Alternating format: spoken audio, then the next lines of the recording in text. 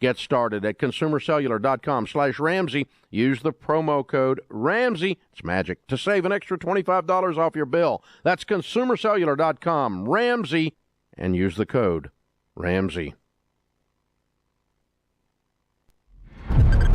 This is WBFG 96.5 FM, 96.5 FM, Parker's Crossroads, Jackson. Breaking news this hour from townhall.com. I'm John Scott. Ukrainian President Volodymyr Zelensky says he and Chinese leader Xi Jinping have had a phone conversation in their first known contact since Russia invaded Ukraine. National Security Council spokesman John Kirby says any negotiations over ending the fighting in Ukraine have to reflect President Zelensky's views. His perspectives, the Ukrainian people's perspectives. The conditions and circumstances they're willing to negotiate over. That has to be front and center. That's what the United States supports. And we certainly would welcome any effort to arrive at a just peace. That development comes as Ukraine is readying its forces for an expected spring offensive. Russia's foreign ministry commended China's approach, but was scathing about Ukraine's stance. Western analysts expressing skepticism about the prospects for peace. Also at townhall.com, Republicans in the Senate bracing for demands from Democrats for defense spending cuts and debate over the nation's debt limit. Bob Agnew has more. McCarthy's moderate proposal would raise the debt limit through a certain time frame, March of next year, or by a dollar amount, $1.5 trillion, whichever comes first. The Limit Save Grow Act would save the taxpayers money by limiting spending at 2022 levels, most of the cuts coming in domestic spending. In the Senate, that will certainly spark demands from Democrats for parity in defense and domestic cuts, something many Republicans say is a non-starter. Senator Tom Cotton says there should be no defense cuts at all. If anything, he says there should be substantial defense increases. Bob Agnew reporting. Oklahoma State Parole Board denies clemency for death row inmate Richard Glossip, clearing the way for him to be executed on May 18th. On Wall Street, the Dow is down 234 points, but the NASDAQ is up 50. More at townhall.com. Tens of thousands affected by the toxic water at Camp Lejeune are left with death, cancer, Parkinson's, dementia, birth defects, and other serious illnesses. And along with the harm, so many worries. My family drank the Camp Lejeune water. What if our health gets worse and we need more financial help? How do I protect my VA benefits and get the compensation I deserve and need? The answer is simple. Call James Harris Law, the experienced, trusted law firm that can get you significant compensation while protecting all your VA benefits. We're already fighting for hundreds of Marines, families, and civilians who drank Camp Lejeune water. But if you miss the deadline, you could forever lose your right to the justice you deserve. So call our Camp Lejeune legal helpline now. Now may be your last chance to receive full compensation. Don't delay. Call 800-320-7171. 800-320-7171. 800-320-7171.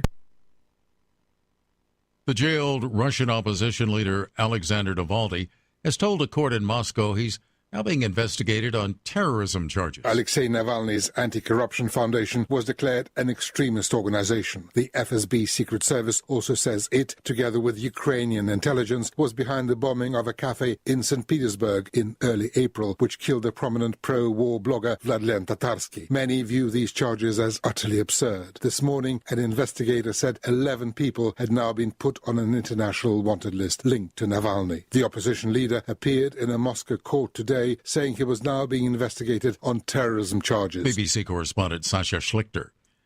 British regulators blocking Microsoft's $69 billion deal to buy video game maker Activision Blizzard. It's over worries that it would stifle competition in the cloud gaming market. Breaking news at townhall.com. Chief Justice John Roberts says no thanks to an invitation from the Senate Judiciary Committee to testify at a hearing next week on the ethical standards at the Supreme Court. Judiciary Committee Chairman Dick Durbin invited Roberts' testimony after ProPublica detailed a close relationship between Justice Clarence Thomas and a conservative donor. In a letter to Durbin, Roberts said he would respectfully decline the committee's request, describing such testimony as exceedingly rare noting separation of powers concerns and the importance of preserving judicial independence. He instead provided the panel with a statement of ethics signed by all 9 justices. Ben Thomas, Washington. Authorities hunting for 4 inmates, including one suspected of killing a man and stealing his pickup truck, who escaped from Raymond Detention Center in Mississippi. Multiple law enforcement agencies searching different parts of the state. More on these stories at townhall.com. I'm John Scott. Are you looking to move up in your career, change career paths, or maybe even thinking about finishing that degree you started? Jackson State Community College is here to help you greenlight your career. If you're 23 and older, you may qualify to go to college tuition-free through Tennessee Reconnect. Yes, you heard that right, tuition-free at Jackson State. Whether you're earning your degree for the first time to advance your career or finishing a degree you already started, Jackson State Community College is here to greenlight your career. It's time to take the next step in earning your degree. Learn how at jscc.edu/reconnect.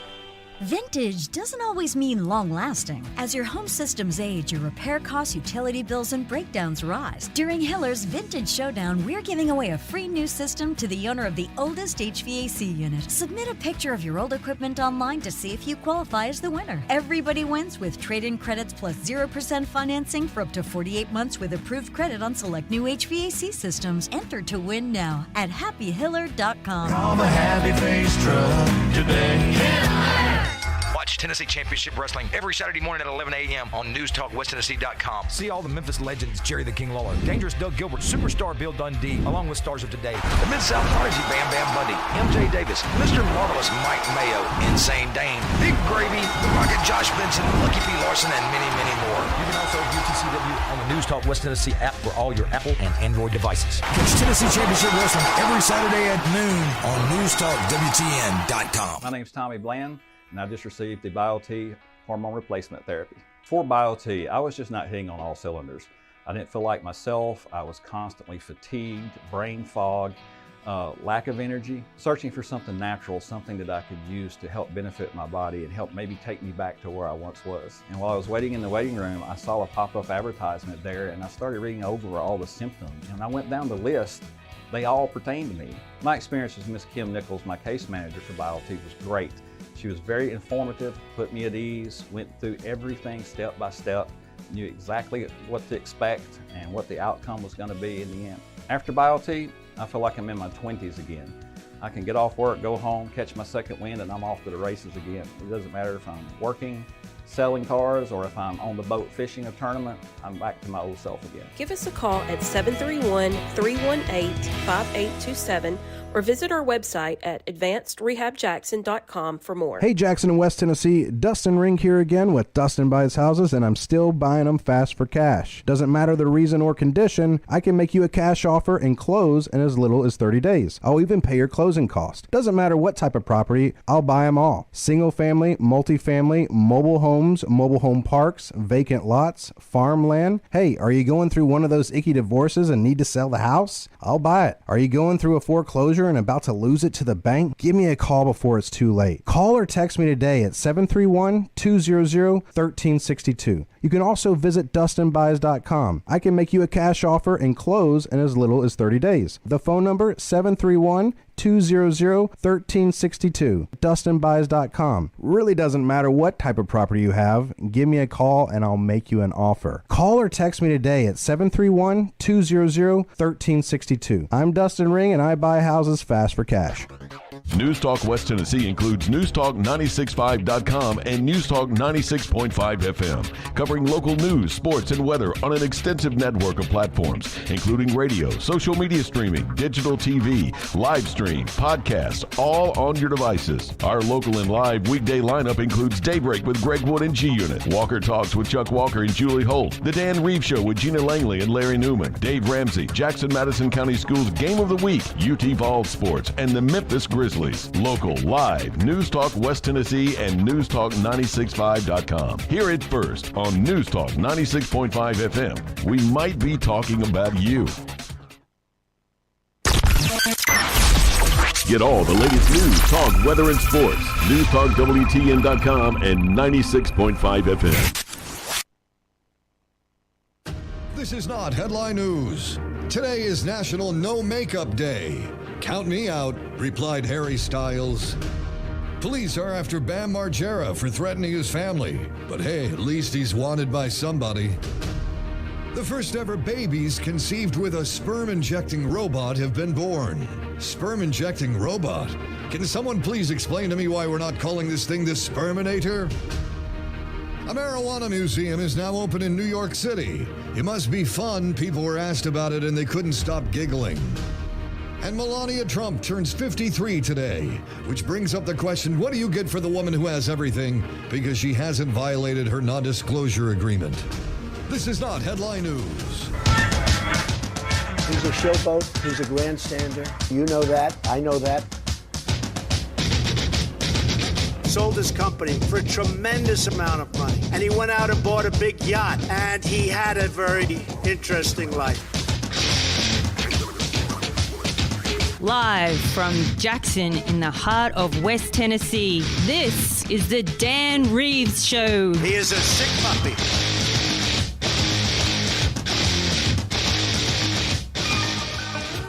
Welcome, everyone. It's National Pretzel Day. Pretzel Day? Well, I like Pretzel Day. Pretzel? Pretzels. Sure you don't want a pretzel? Here, try a pretzel. Free pretzel? A pretzel? How's your pretzel? Good. If a pretzel is a quality pretzel, you don't eat salt. In honor of National Pretzel Day, I'm just going to have my soft pretzel. It'll be super productive. It's showtime.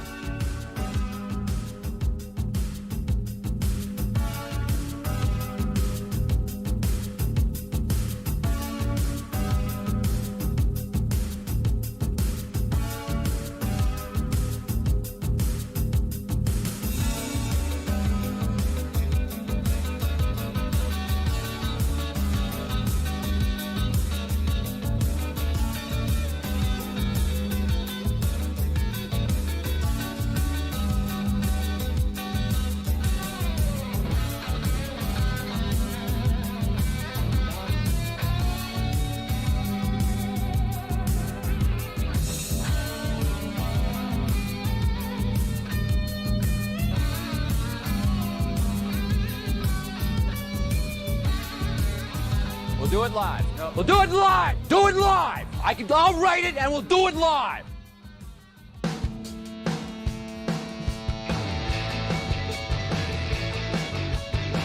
Barbaric.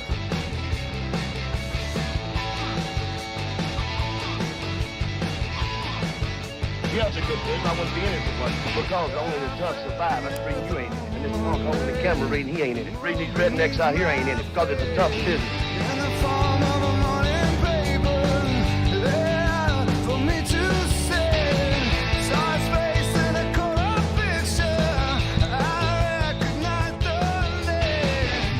Wednesday afternoon, it is 13 minutes past 3, 71 degrees in Midtown and J-Town. Wednesday, April the 26th, 2023. It is a lovely, lovely day. My name's Dan Reeves. Great to have you along with us today here on News Talk 96.5 FM. If you've not downloaded our free mobile apps, be sure to do so. Take the time to do it right now. You won't regret it much. If you have an Apple product, go to your app store, look for News Talk 96.5 FM. Android, go to your Google Play Store and look for News Talk 96.5 FM. Larry Newman's here as well. Hello, Newman. Hello, Reeves. That weather out there is delightful, isn't it? But maybe you really should stay. That's not meant for you, Larry. How you doing, Larry? It's nice out there. What do you know that we don't know about the weather? Well, tonight, the low will be 54. It'll be mostly cloudy, a chance of showers in the evening, and showers likely with a slight chance of thunderstorms after midnight. Lows in the mid-50s, east winds 5 to 10 miles per hour. Chance of rain is 70%. And then... that's tonight, Larry? That's tonight. 70% chance of rain. It's going to rain, isn't it? It's going to rain. And tomorrow, 80% chance and thunderstorms. Yeah, boy. And Friday, a 30% chance. And then Saturday, back to a 50% chance. Just a minute. It's going to rain. Yep, I'm with you. Do you mind telling what's the high temp going to be Friday? know you skipped over that. Now, I'm not trying to nitpick you, but that's fairly 66. important. Okay. Did I make you mad? I did not mean to. No. We can't go locals on the 8s. Now, here's Jim Cantori, and he doesn't mention the high temperature. You know what I'm saying? What's the low Friday night? That's another biggie right there. 49. Partly cloudy. I'd rather say partly sunny, but that's just me. But that's at night, though, right? It's not at night. The sun's not out at night. It is at my house, Larry. Be positive. You're not going to ruin my good mood today. I know what you're trying to do. Yes, Larry, I will, too. We got 3 hours, buddy. We got 3 hours. Hey. I'll make that vein pop off your forehead. Just sure as we're sitting here. All right. Well, let's get out of the Weather Center before we get into a Category 5 moron. No, Dr. Ron Kirkland is in the house, and ain't no doubt. Hey, Doc, how you doing? Danny, good to see you. It's great to see you, too. How you been? Everything good? Yeah. Anything we can help you with? Your cup of coffee, shrimp dinner? Yeah, shrimp dinner would be good. Shot of old Charlie? It is so good to see you. You look nice, man. Well, thank you. I was with Babalu Saturday night. Yeah, where were you the guys? Narrator, Richard. Can you say Bradford. where? Richard, the narrator barber. At the Aspel Employee Appreciation Bank. I didn't get the invite. Did you, Larry? Yeah, I was there. Yeah. You're a patient. I got 2 of them. One of them had your name on it, but I just threw it in the trash. Figured you'd go. See that? Try to help somebody out. See what happens. How'd that go? Who was the keynote speaker? It was wonderful. There was the program. There was no specific keynote speaker. There was a program. Now, because I keynoted that banquet 1 year. Yeah, that's I when guess they quit after doing it. I would say because once you get that, where do you go from there? I mean, it's going to go downhill. I can't do it every year. You know that, right? Well, I think it probably was for another reason that they stopped doing it. Hey, that's my line, Doc. Yeah. Well, that's an old TV show. Well, I think I may have pushed it too far though with that writer, because travel expenses and accommodations. And the narrator said, "You live 3 miles from Aspel." I was like, "Geez, do you normally attack keynote speakers like this?" Yeah, so you may be right. Yeah. Coach Poe was the keynote the year after I did it. Jim Potee, the late great, and he was great. When I got there the year he keynote, they said he wants you to sit up there at the table with him. Do you remember that? Were you there? He wore me out, man. No, I missed that one. This was number 15, believe it or not, and I've been to 4 or 5, I think, something like that. How long have you been on the conflict? How long have you been on the board? 18 years. 18 years. Gina Langley going to join us here in just one moment. Right. Hi, Gina. She's in the green room. She's having some tea. Do you want some tea? I'm fine with my beverage I have on hand here. That Diet Dr. Pepper looks ridiculous in that can. That's not a diet soda. Remember that commercial? Not? You don't remember that commercial? No, I don't. You look ridiculous in that diet can. They were set up like an AA meeting. Okay. And they were talking to the Diet Dr. Pepper because they were addicted to it. It's really not a doctor, you know. And somebody turned to look at it and said, "You're not a diet. You know, something like, take that mask off. You're pretending. You're not diet." Anyway, never mind us. Could we start this over, Larry? Jeff at the beginning. Richard, the narrator, Barber, award-winning sideline reporter. What a great guy. He is a great American, he is. And we got a guest in the studio, and we got a lot to get into today. I mean, we've got a lot to talk about. Bernie Sanders is bucking for a 32-hour work week. Up until 2 years ago, I would have been all for that. That ain't happening, but we almost had it. With you FDR's, got a 32-hour work day, I think. With FDR's New Deal, they tried to shoehorn the 32-hour work week in, but there was some pushback. We can't cover a 40-hour work week now. What's life all about, though, I guess, is the question. Work yourself to death, and then you die. We don't need that, right? We don't need that. Joining us in the program today, and Doc, I know that you and also Larry will appreciate this. Coach T, Tim, is it Stratton? Stratton. Come up on that mic, Coach. Yes, sir. Is here. The name of, I guess, your project is the All Children Play, ensuring that all children have an opportunity to play sports. I see. Coach, great to have you here, by the way. Thank you, sir. Appreciate it. First, let's get a background on you. Everybody has a story, except Larry. But what's yours? Well, I've been in education for about 24 years, 25 years, somewhere along that line. So Larry was in kindergarten for 3 years.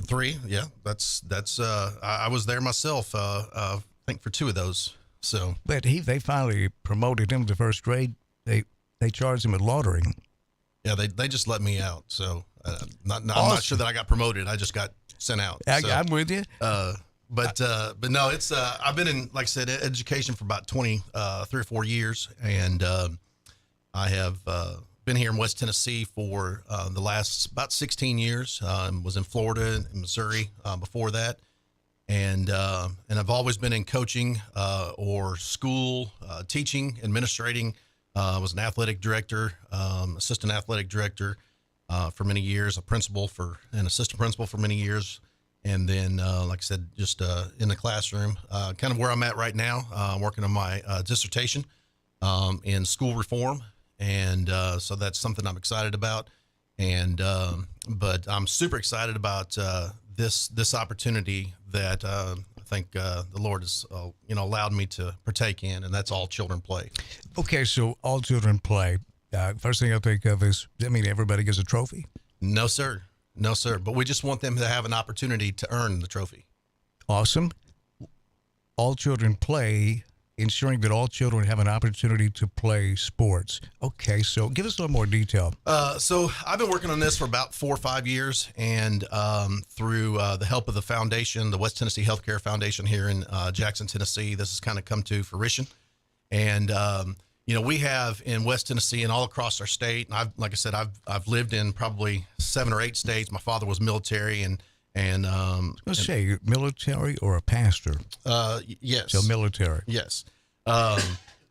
And so we moved around as a kid a lot, but we had the opportunity to my wife and I live in Missouri, St. Louis, Missouri, and then near Tampa, Florida, and then here in Jackson, Tennessee, as a married couple. And my wife is also, she works at the University of Tennessee at Martin as the director of their early childhood program, and in the special education side of teaching. And so we've always worked in with kids. And so in West Tennessee, we've had a lot of kids through the years have not been able to participate in sports, and for whatever reason, whether it's financial, they couldn't afford a participation fee that maybe a school or an organization, community organization, was requiring of them. Maybe they couldn't afford a pair of cleats or a uniform or a bat or a ball or whatever. And coaching teams, I've spent a lot of money over those years, and my wife will attest to that. And so I said, you know what, let's take this and make it something that we can continue to do.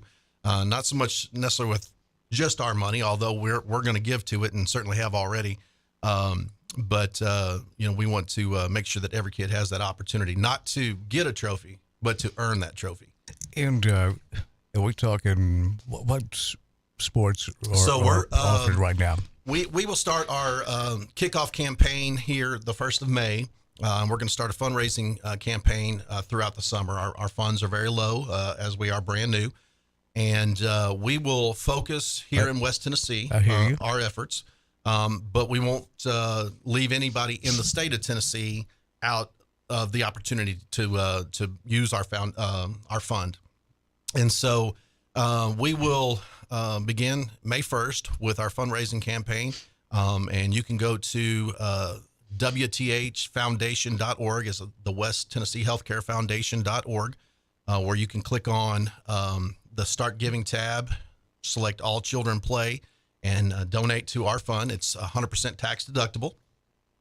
And or if you are a business, a corporation, and you want to donate some bats, balls, clothing items, shoes, anything that could be sports related, bottles of water, Gatorade, whatever. We have a gift in kind form that you can also, get from us and do that as well. And again, that's tax deductible. But we want to primarily help children of low income. We definitely want to help children with disabilities. My wife and I have a long background working with children with disabilities. That's kind of our kickoff next week is the West Tennessee Special Olympics that is held out at, I believe it's at USJ this year. We'll be providing, all children play, we'll be providing all the water for all the participants for them to have to be able to get through the day. Don't know what our weather report is on that, Newman, for next week, but hopefully it'll be sunny and 77 as they say. Don't tempt him. Don't encourage him. No, he will. So hopefully that'll be a beautiful day. Now, when is that again? That is next Tuesday, May 2nd. What time? That is, I believe it starts at 9 a.m. at USJ. And I will have work, and it's actually my wife and I's 25th anniversary, so I will have to miss that event. But we don't want any. No, when you say miss that event, you mean miss your anniversary? Well, I'm gonna be at a softball game that night. So yes, unfortunately, year after year of the life of a coach, you won't Larry to call her. He can explain it. We'll just have to. Now he'll give the weather forecast too for $5 over the phone. That's sure. Awesome. I love this. I hate to see when, I've enjoyed ridiculously good health all these years. Now, Doc, I've got a pinched nerve in my neck. Dude, do you have your script book? Hello, Doc? I'm retired, but I don't write prescriptions anymore, but I can come give you an adjustment if you'd like. Never done one before, but I need a little practice.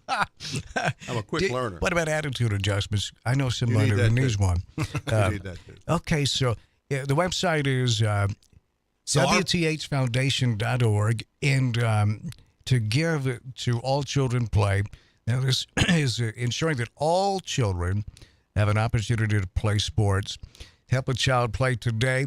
Your tax-deductible donation helps bring equality to girls' sports for students with disabilities, and provide opportunities for low-income students to participate in sports. So, are you finding some? Is Frank and Vicky over at West Tennessee Healthcare Foundation, are they helping you at all?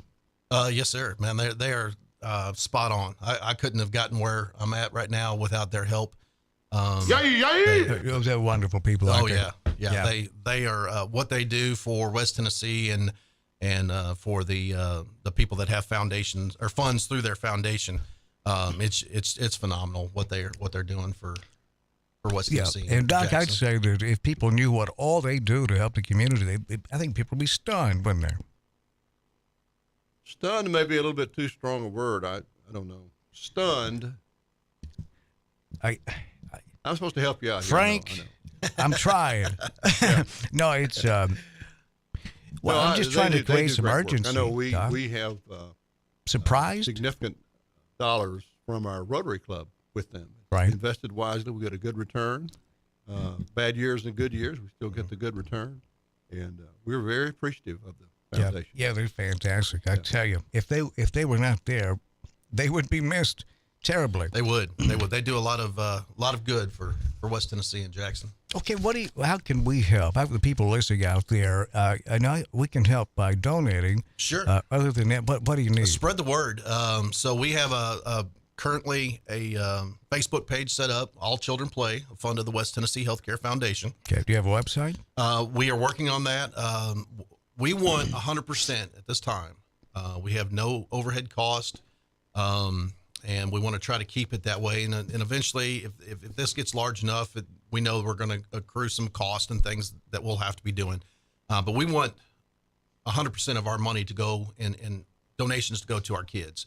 And so we have a website that's being developed and hopefully will be up by May 1st. Our Facebook page is up, and you can call me if you would like. and I'll leave my number. Okay, have that available. What's it's your number? 731-394-2415.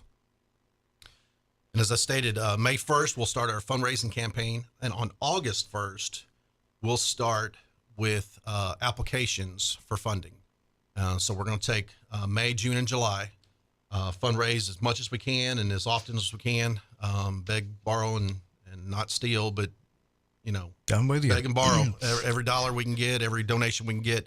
And then on August 1st, we want to have applications available to schools, community organizations, and individuals to elicit support for their child or their children.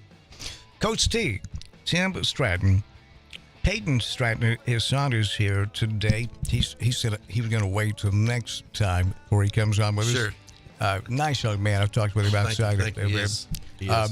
So, again, Coach T's number is 731-394-2415. All children play, ensuring that all children have an opportunity to play sports. You can donate online, WTH, as in West Tennessee Healthcare, WTHfoundation.org.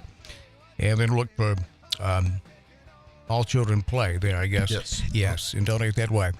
Coach T, I'm excited about this. I know you and I are going to work together and to get the word out, and whatever we need to do, we're with you. Awesome. I appreciate it so much. We're super excited about this opportunity to help kids here in West Tennessee and across the state, and then maybe even across the United States someday. It's a blessing to us. So on Facebook, look for All Children Play.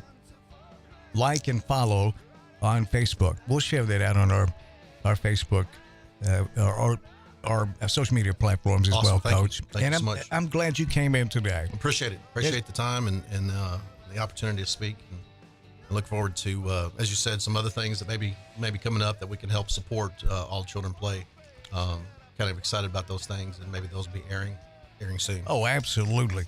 Thank you, Coach. Yes, sir. Appreciate it. And I look forward to working with you and seeing the look on these kids' faces, because all kids deserve to play. That's right. It's heartbreaking to see a kid on the sideline that wants to play but just can't physically do it. 100% of the time, we want to make sure that every kid has that opportunity.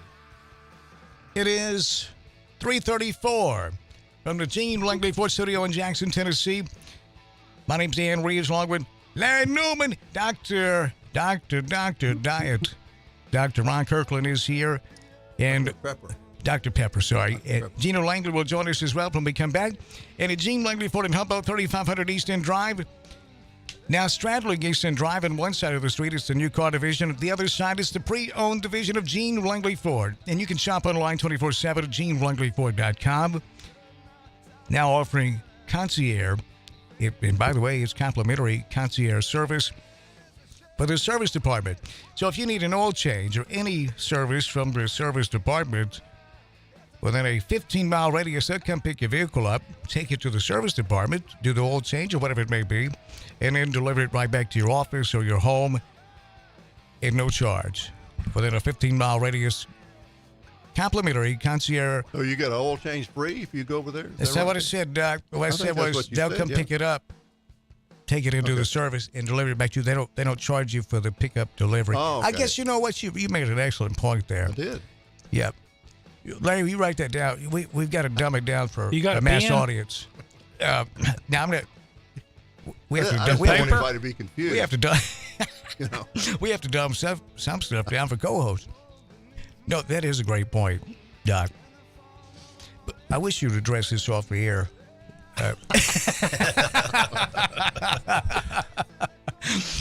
Yes, that's going to save them a lot of phone calls. They're not going to do the And I complimentary. think my pay ought to be doubled. The complimentary is not the oil change; it's the pickup and delivery that's complimentary.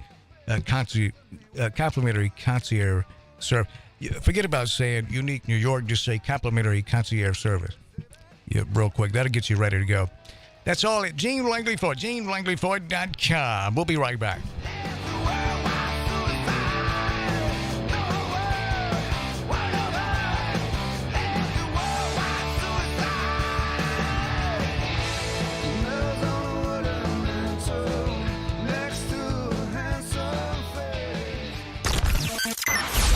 The Memphis Grizzlies play here. 96.5 FM, News Talk, West Tennessee. NewsTalkWTN.com. My name's Tommy Bland, and I just received the BioT hormone replacement therapy. For BioT, I was just not hitting on all cylinders. I didn't feel like myself. I was constantly fatigued, brain fog, lack of energy, searching for something natural, something that I could use to help benefit my body and help maybe take me back to where I once was. And while I was waiting in the waiting room, I saw a pop-up advertisement there, and I started reading over all the symptoms. And I went down the list. They all pertain to me. My experience with Miss Kim Nichols, my case manager for BioT, was great. She was very informative, put me at ease, went through everything step by step, knew exactly what to expect and what the outcome was going to be in the end. After BioT, I feel like I'm in my 20s again. I can get off work, go home, catch my second wind, and I'm off to the races again. It doesn't matter if I'm working, selling cars, or if I'm on the boat fishing a tournament, I'm back to my old self again. Give us a call at 731-318-5827 or visit our website at advancedrehabjackson.com for more. Hey y'all, this is Mary at Mulligan's. Come see us soon before the new wears off. Hard to believe, but we're coming upon an anniversary in our locally family-owned business at Union University Drive. We still have our daily lunch specials, 11 a.m. to 2 p.m., which will remind you of Grandma's cooking, or try our Irish dishes, fish and chips, Reuben's and shepherd's pie, or everyone's favorite, the Mully Burger. And how about brunch on Saturdays and Sundays? Yep, every weekend, serving Jackson for over 25 years. See you soon at Mulligan's. Looking to add a little spice to your love life? Nothing adds spice like gunpowder. Jackson's only indoor shooting range, date night at the range. Here's what you lovebirds get: a shooting lane for two targets, 100 rounds of ammo, eye and ear protection, and a $30 gift certificate to Texas Roadhouse, all for just $99.99. Now that's firepower. Perfect for a gift card from the range. The Range, 2310 North Highland Avenue in Jackson. Go to therange.com.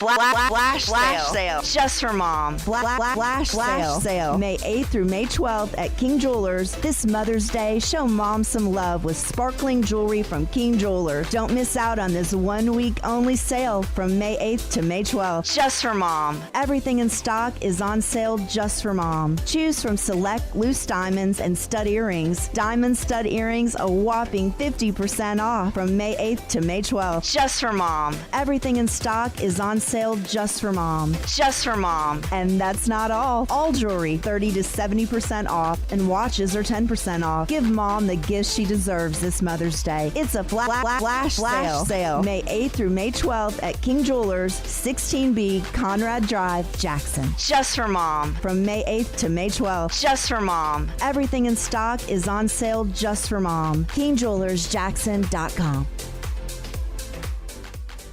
If you're in business, you know just how important each call is. You don't have time for phone or internet downtime. Your business needs a reliable communications partner 24/7. You need Lifeline Voice and Data. Lifeline Voice and Data provides telephone service to emergency service facilities all over West Tennessee and beyond. For your business, we don't just provide a phone line. We provide a lifeline. Lifeline Voice and Data. Let's face it, people want to feel loved, appreciated, and pampered. Beauty to the Bone has a mission and a purpose to help you look and feel beautiful inside and out. From facials to Botox, fillers, lasers, IV therapy, functional medicine, and all in between, we've got you covered. Book your appointment today to feel your very best tomorrow. Book your appointment today. Call 731-300-9103. That's 731-300-9103. When the game goes into overtime. But the game goes into overtime. Bud Light, easy to drink, easy to enjoy. Pick up Bud Light at your local convenience store today. Enjoy responsibly. Anheuser-Busch Bud Light Beer, St. Louis, Missouri. Central Distributors, Jackson. Pansies, poppies, and daffodils aren't the only spring things popping up all over West Tennessee. Beautiful deals on new 2023 Ford cars, trucks, and SUVs are blooming right now at Gene Langley Ford in Humboldt. Hi, this is Sarah Beth Langley. Come by our lot at 3500 Easton Drive in Humboldt or visit us online at GeneLangleyFord.com. You'll see our personalized service, guaranteed financing, and lifetime powertrain warranty make buying your new Ford a bright and sunny experience. permits, or customize your new Ford car, truck, or SUV and apply for financing online at GeneLangleyFord.com. And when it arrives, we'll deliver it right to your driveway. In the market for a pre-owned vehicle, we have a huge selection on all makes and models updated daily at GeneLangleyFord.com. And as everyone knows, if you ever have any service needs, our service department is known area-wide as the best in the business. Regardless of your make or model, we'll get you back on the road in no time. Whether it's a new Ford, a used vehicle, or service, you really should try Gene Langley Ford before you buy. The dealership service bill. See dealer for warranty details. My name's Tommy Bland, and I just received the BioT hormone replacement therapy. For BioT, I was just not hitting on all cylinders. I didn't feel like myself. I was constantly fatigued, brain fog, lack of energy, searching for something natural, something that I could use to help benefit my body and help maybe take me back to where I once was. And while I was waiting in the waiting room, I saw a pop-up advertisement there, and I started reading over all the symptoms. And I went down the list. They all pertain to me. My experience with Ms. Kim Nichols, my case manager for BioT, was great. She was very informative, put me at ease, went through everything step by step, knew exactly what to expect and what the outcome was going to be in the end. After BioT, I feel like I'm in my 20s again. I can get off work, go home, catch my second wind, and I'm off to the races again. It doesn't matter if I'm working, selling cars, or if I'm on the boat fishing a tournament, I'm back to my old self again. Give us a call at 731-318-5827 or visit our website at advancedrehabjackson.com for more. Wake up with Wood. Daybreak with Greg Wood. Weekday morning 6 till 10 on 96.5 FM and newstalkwtn.com.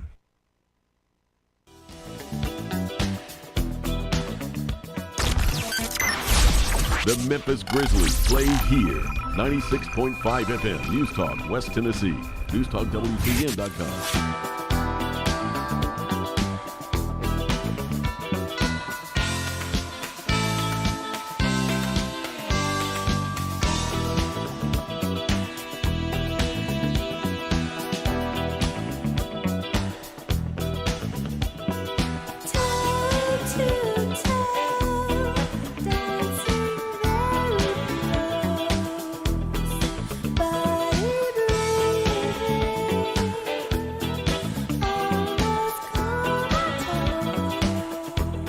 Debbie Harry. I don't know about you, Larry. I still have a crush on her. The 1980s version, not today's version. Okay. That's a good thing.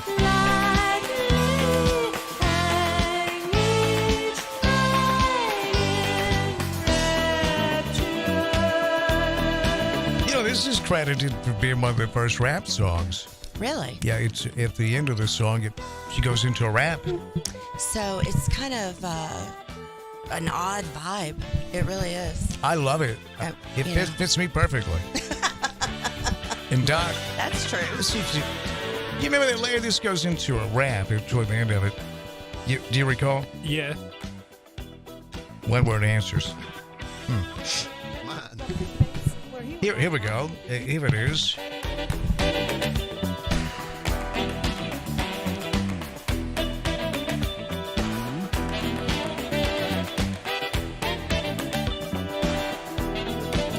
It's a nice tune that it morphs into a rap about a monster eating cars. Okay. Great, man. I love a story.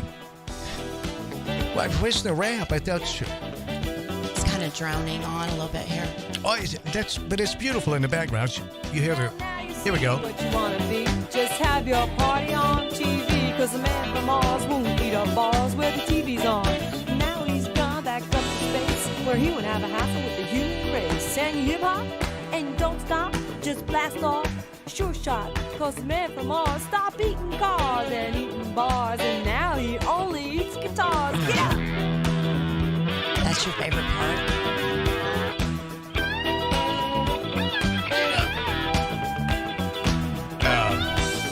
You never heard that, Doc?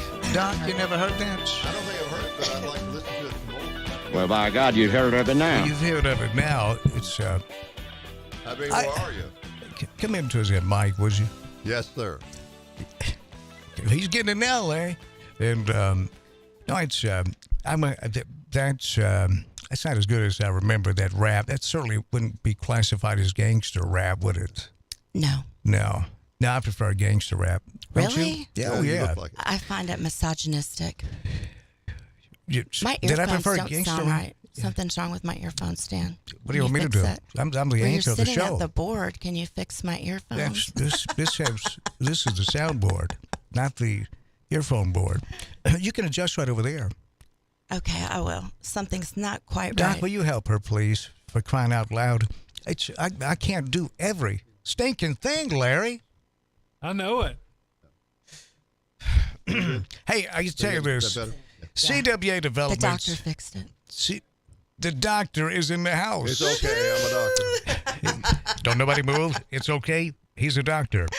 Dr. Ron Kirkland is here. He is a great American. He is my longtime friend, and I consider him a colleague, really. Just a couple of doctors sitting around talking shop. Oh, my goodness. Gina Langley's here. Hi, Gina. Hey, Danny. How are you today? I am fabulous. It is amazing outside. Thank you, Larry. You're welcome. The weather's gorgeous.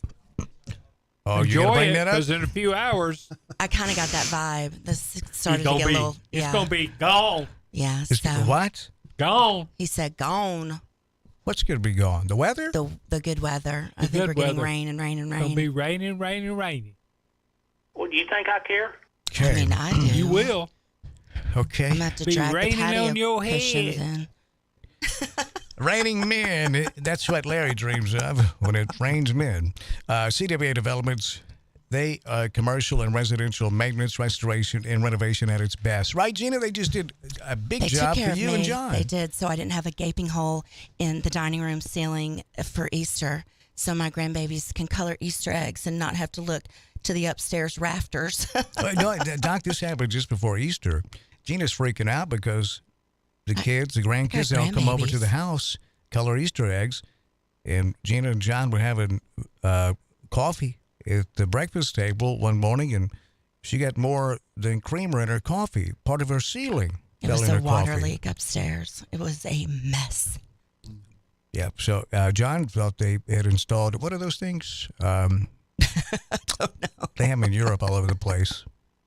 I've got them in my house. A bidet? Bidet. Yeah. John thought, did we put a bidet in upstairs? And JT said, what is that, a French pastry? You know, he takes he takes French. He would actually John, know. JT? Yeah, he does. He takes French at USJ. Do you know JT, My her son. JT? I don't think so. You don't hang out with a lot of 18-year-olds, do He you? just Not a turned lot. 18 Monday. Did he really? Yeah, he did. Great Was he at kid. the Pops concert earlier this week? Pardon? Was he in the Pops concert earlier this week? No, he was not. I He, went to he that skipped section. school Monday So because you it was didn't his see him in birthday. that. You gotta get. You can move. Look, Doc. Look at me. See, you can move the mic around. It's got to go with you. I'm not trying to get on you. I tried to talk with you He during already the break fixed about my this. ear things a minute ago. Be nice, Dan. I'm trying to be You're nice to right. him. No, it.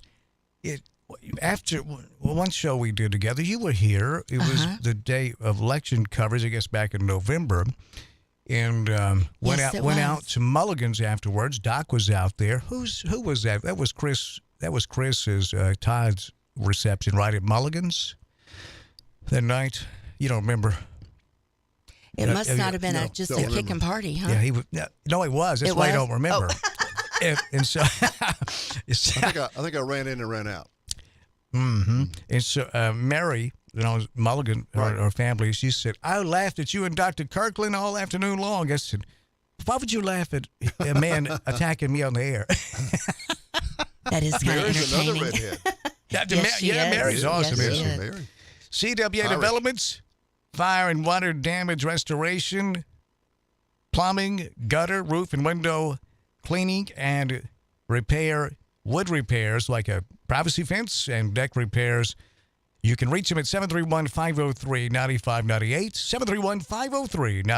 731-503-9598. Open Monday through Saturday, 8 a.m. to 9 p.m. And you can reach them at that same number for emergencies on Sundays as well. CWA Development sponsors our phone lines. Here's the phone number to get in with us on the program,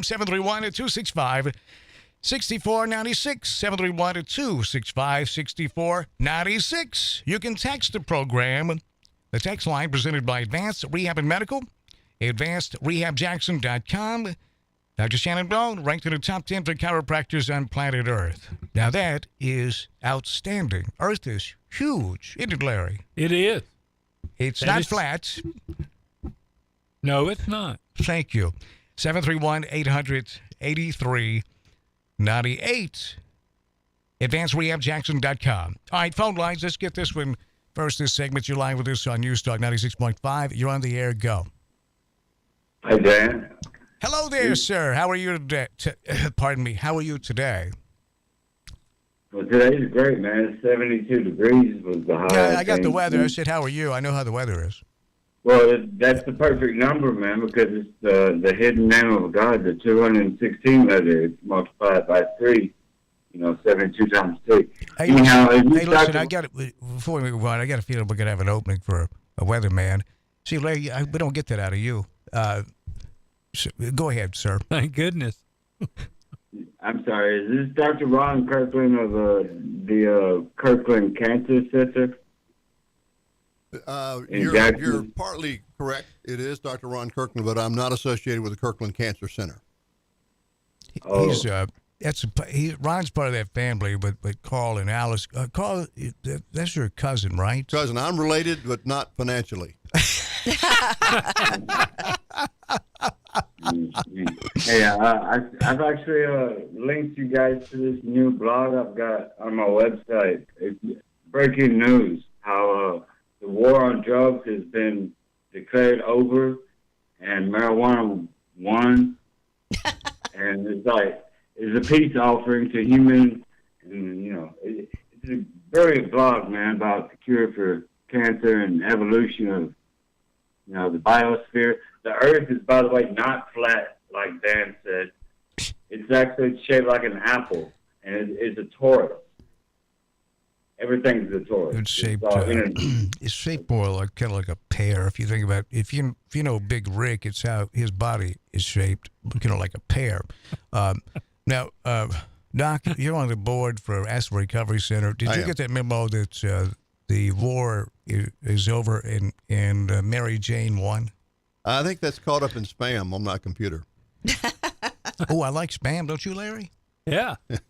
We have a spam sandwich. Now, Doc says he didn't receive that memo. Well, I linked it in today's video on Facebook, bro. I like Spawn. I spawned it up there, and this is the world peace, man. This is how we declare world peace, because cannabis can rejuvenate the planet. It can end cancer and all those maladies. Well, okay, let's see. Doc, let me ask you. Yes, sir. You're a doctor, not a lawyer. Dope MC employer. It appears there's some benefit from smoking weed other than, let's take Willie Nelson out of the equation. We've had people call in and have read about glaucoma, for example. There appears to be some benefits from the lettuce for glaucoma, things like that, and medical marijuana.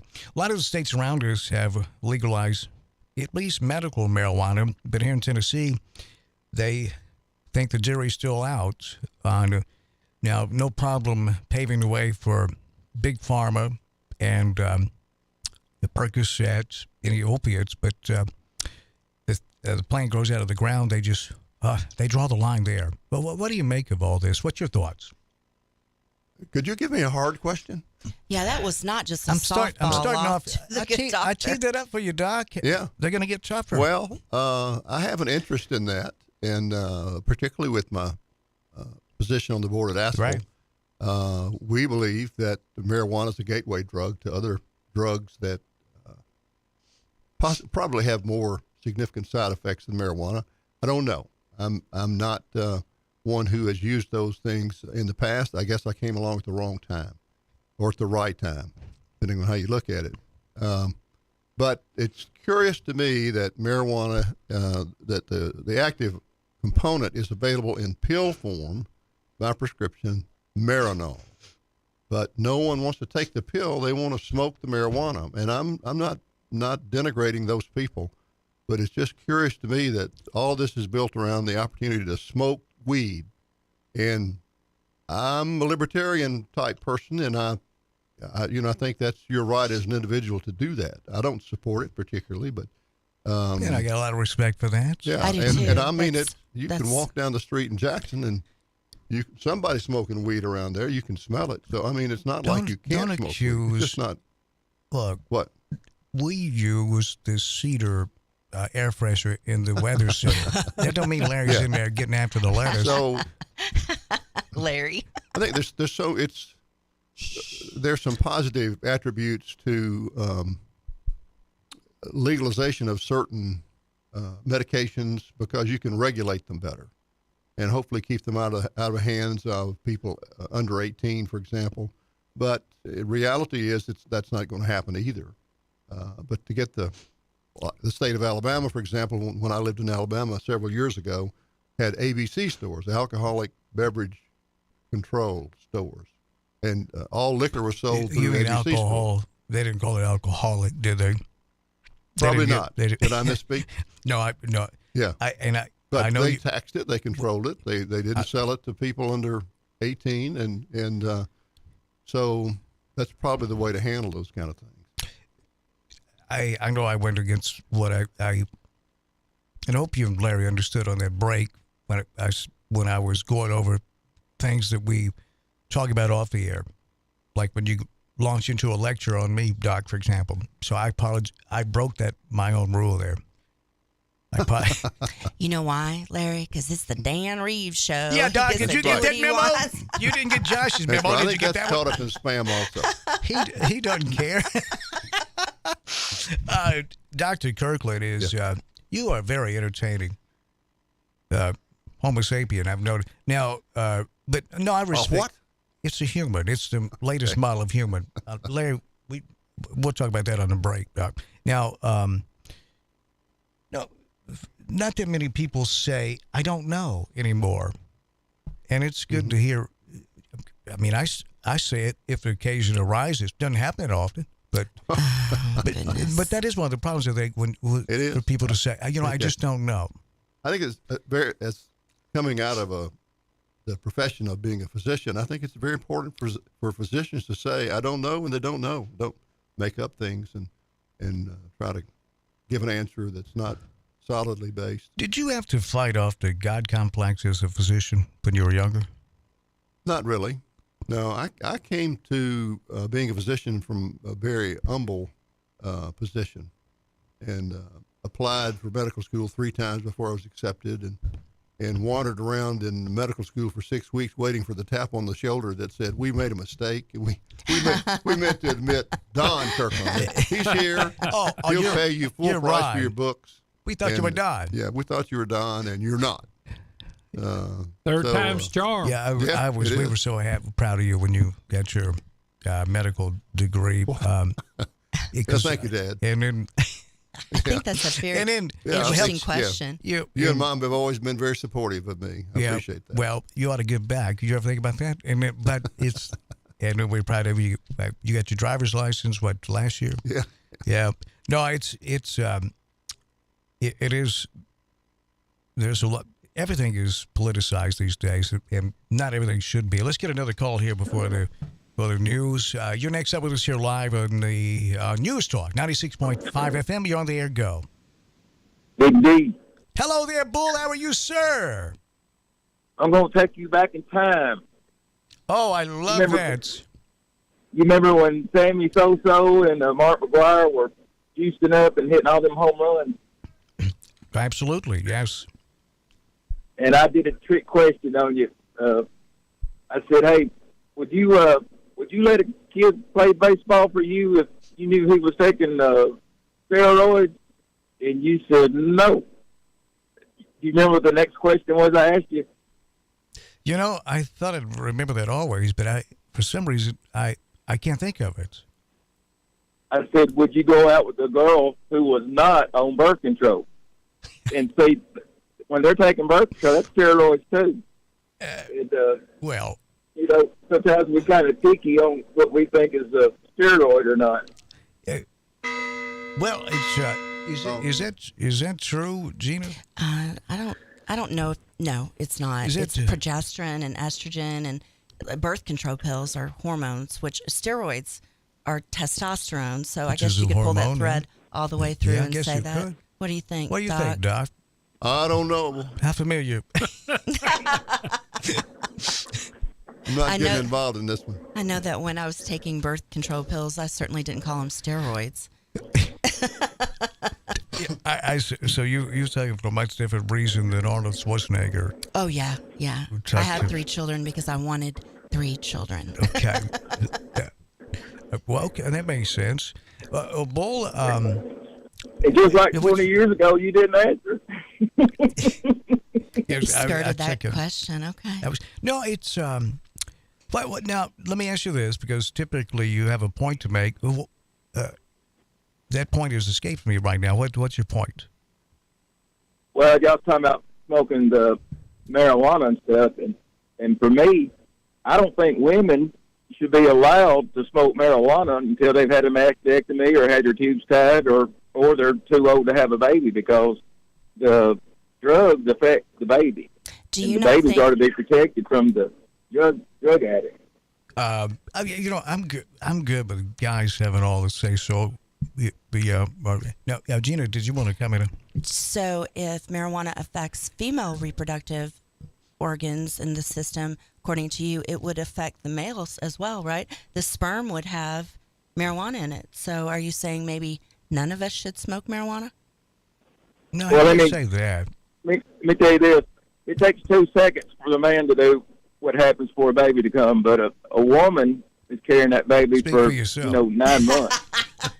But see, when the drug is in her system the whole time, and the baby's brain is developing, it produces fewer serotonin receptors, because the marijuana is an alkaloid, and it's similar to serotonin. So the baby's body doesn't think it needs so many receptors, and then when the kid is born, it acts differently than other kids that were, conceived without a host of drugs like caffeine, nicotine, the cocaine, just everything that our girls are taking today. They are. Is that a good point? And Gina, by the way, while Bull's on the line, anything else you want to know about women's reproductive systems while he's here? No, I think he covered everything I needed to know. I love me some Bull. A lot of people don't know it, but it's different to be a woman than be a man. There's a difference there, and I know a lot of What's people your don't understand experience? that. But it's not the same thing, even though, we can communicate with each other almost if you make the car payment. There's still a big difference in us on a lot of different things. Now, he lost me at 2 seconds. I just tuned out. Well, speaking of 2 seconds, what have you've heard of that movie 50 Shades of Grey? Oh, yeah. Bull's in a new one called 50 Seconds of Grey. but no, Bull and I have been, we met on the radio, and we've been friends for 23 years. Really? Yeah. And I love when he gets into women's reproductive rights, because, men are making those decisions for women. Is anything else you need to know while he's here? No, again, I think he covered everything. I really understand his perspective and mindset. What? Okay. All right. Stereotypical Caucasian male dictating how women need to run their reproductive show. Now you've got it, Gina. Yeah. That's the way it should be. Are you saying the Muslims are wrong? I didn't say anything about Muslims. Muslims don't want their women to be a Do you want your women walking around dressed like beekeepers because of Sharia law? I just don't think that's an apples to apples comparison. It would. Somebody just got scratched. They don't have to let them have that open face. I mean, that's pretty generous. I think that burqas, and this is just my personal opinion, I have absolutely nothing to base it on, are based on a bunch of very sexually insecure men. They have to cover up their women because they don't want to compete with other men for their women. You could look at it like that. We look at it as that allows us to relax a little bit. Instead of, we don't need to keep our head on a swivel. end up So getting you them. keep your wife in a beekeeper outfit? We don't look at it like that. That's It's exactly for your how own I good. look at it. And I mean, oppressive, wrong at the core. I can't even believe we're having this what you ought conversation. to do is look at it with more positive attitude. No, I Maybe don't. you would. Since you already got the beekeeper suit on, do you like bees? You could spend some quality time I as like a bees, beekeeper. but I also like fashion and to be able to express myself openly with accessories and not walk around in an outfit that Omar the tent maker made. Well, Bull, thank you very much. We can talk again soon, Bull, but let's get another call before we hit the timeouts. You're up next live with us here on News Talk 96.5. You're on the air. Go. Dude, that was not cool how you removed your video when I said, hey man, I shared this cool blog with the breaking news on your... Okay, John, let me stop you just a minute here. I don't know what you're talking about. Removed my video. John, yeah, what your do you live do? video, it's not there, man. Yeah, it is. We're looking Maybe at it. it's just me, man. No, it's just you. We're looking at it right outside in the lobby right now. I like to watch the show. It's one of my favorite shows. It's a good show. Yeah. No, we wouldn't take our. By the way, take our website down too. Would you, Melissa, take our website down and all the social media because of Josh's video? That's something you're never going to hear, Josh. In fact, pull the plug on the station. Do what? Sorry, man. That's okay, man. I'm glad you asked me about it instead of just getting mad and walking off. Right. Yeah, Well, but we got to get a timeout here. And Larry, will you give him the number to the complaint department? That's a different number. Sure, 1-800-BITE-ME. That's 900. We got to make a little bit on it. Go, Larry. No, Josh, I love you and I appreciate it very much. We've got a new email address. We'd like you to send us your PSAs. That could include community events, church functions. All the above. Like West Roots, and if you're doing a stew, email your events to communityevents@newstalk965.com. communityevents@newstalk965.com. And Gina is very aggressive in sales and marketing. We've had to say, Gina, stop calling the people on community events trying to sell them up. We just need a sponsor for the offering on the air. That's That's what right. we need. No, it's Gina. Certainly, we all take community service PSAs very seriously, don't we? We're all about local here at News Talk 96.5. Absolutely, right, Doc? Now, Doc, right? You put off by I can't control these phone calls. I didn't know. That kind of took a dark turn. Maybe didn't you're it, a Doc? libertarian now. Yes, exactly. We're only getting one word answers out of the good doc today. Well, I think he's hanging out in the weather center too much with Larry. With Larry, yeah. We get a lot of one-word answers. Exactly. It is 9 I minutes. don't know. First thing you've said all day that I agree with. It's 9 minutes after 4. We'll be right back. Dr. Ron Kirkland is here. Larry Newman's here. Gina Langley, and my name's Dan Reeves. It's 71 degrees. It feels like it's 76 degrees here in Midtown. The humidity, that means the humidity's up. Yeah, it's doesn't it? going to rain. What's the humidity, big dog? Big dog? Big dog? The humidity.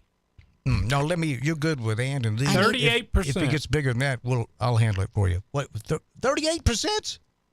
C. C. Is that for National Pretzel Day? Hey, we speak American here. We speak American. That's for our bilingual friends. What's the barometric pressure in Bemis? 30.03. Well, there you go. 30.03. Okay. Are you sure it's only 38% humidity? I think that's wrong. Feels balmy. Feels balmy. Does it feel balmy to you, Doc? I said Not actually, no. Are y'all in this together, Larry? Y'all just giving I us don't know. nothing today. I mean, you've agreed with him 2 times already, and that's never I happened see in where one this show is going, before. Dan. I do. With a guest. Yeah, I'm glad you're here, Gina, to balance this I'm out. here for you, babe. Watson's Cleaning Service, Carlita and Company are the absolute best. Commercial cleaning at its finest. Wouldn't you agree, Gina? Oh, my goodness, Larry? yes. And they're so lovely.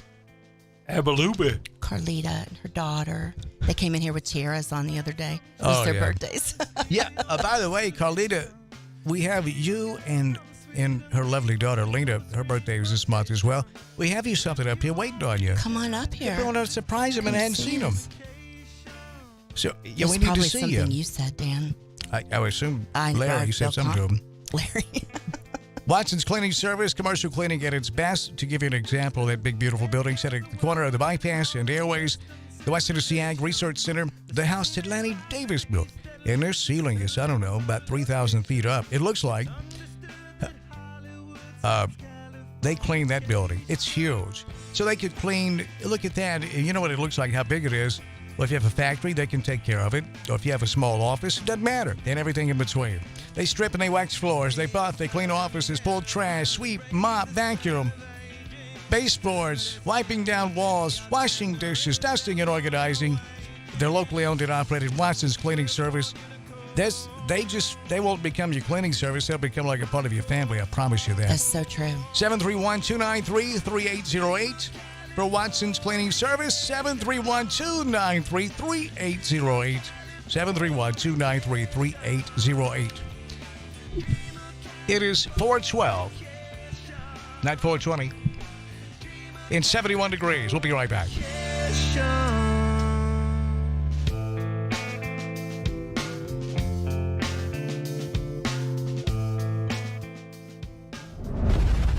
This is WBFG 96.5 FM. Parker's Crossroads, Jackson. Breaking news this hour from townhall.com. I'm John Scott. House Majority Leader Steve Scalise says President Biden and Democrats want to keep spending. Now at this moment where the credit card is maxed out, Joe Biden has gone into hiding, trying to run out the clock and create a debt crisis, demanding not that we address the spending problem that maxed out the credit card, but believe it or not, Joe Biden is demanding that he get another card to go max out. But California Congressman Pete Aguilar says the reworked Republican debt ceiling bill is worthless. The circus is in town this week. Speaker McCarthy's sideshow, the Default on America Act, is an extreme MAGA Republican wish list that has zero chance of passing the Senate. And we'll see if it passes the House. The final vote on the package expected soon. Also at townhall.com, during an arrival ceremony for South Korean President Yoon Suk-yeol, President Biden says Washington and Seoul are committed.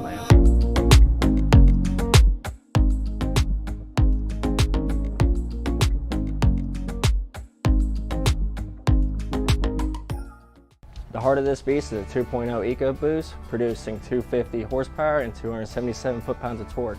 And it does power a 4x4 system, which means you can get over any terrain possible. To go over any obstacle you have a 17-inch gray aluminum wheel wrapped in a all-terrain Pirelli tire. Now to the back, you're looking at 65 cubic feet of space, which means you can fit 3 golden retrievers back here, groceries, or even if you're confident moving boxes. But no matter what, you can celebrate by opening a bottle. Now moving on to the interior, you have an ebony roast with heated front seats. You do have a 8-inch display backed with Android Auto and Apple CarPlay. Now one of my favorite parts is the GOAT modes. So as I was talking about earlier, you have 7 different drive modes. The GOAT modes is what gets you to that different terrain. So if you guys liked anything I spoke about, the horsepower, cargo space, or even the interior, come see me today at Gene Langley Ford. Again, Chandler Lewis.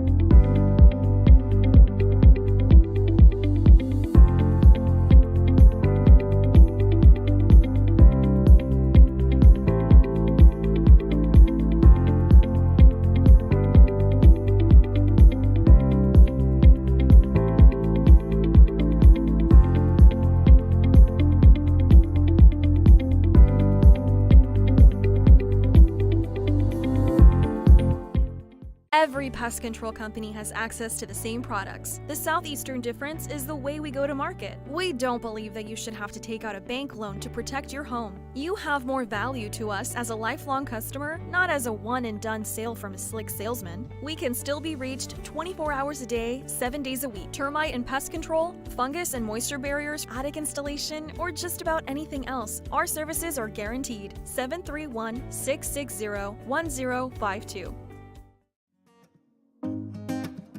Hey everybody, this is Chandler Lewis with Gene Langley Ford. Today I'm going to talk about the 23 Bronco Sport Badland.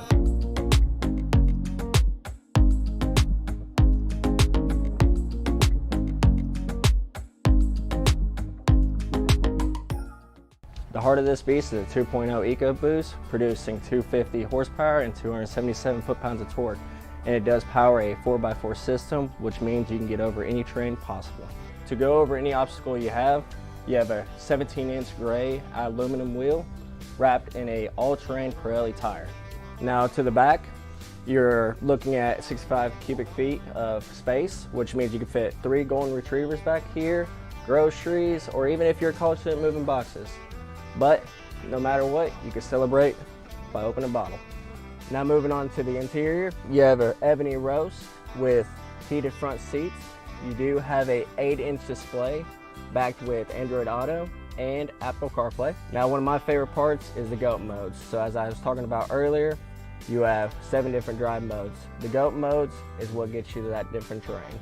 So if you guys liked anything I spoke about, the horsepower, cargo space, or even the interior, come see me today at Gene Langley Ford. Again, Chandler Lewis.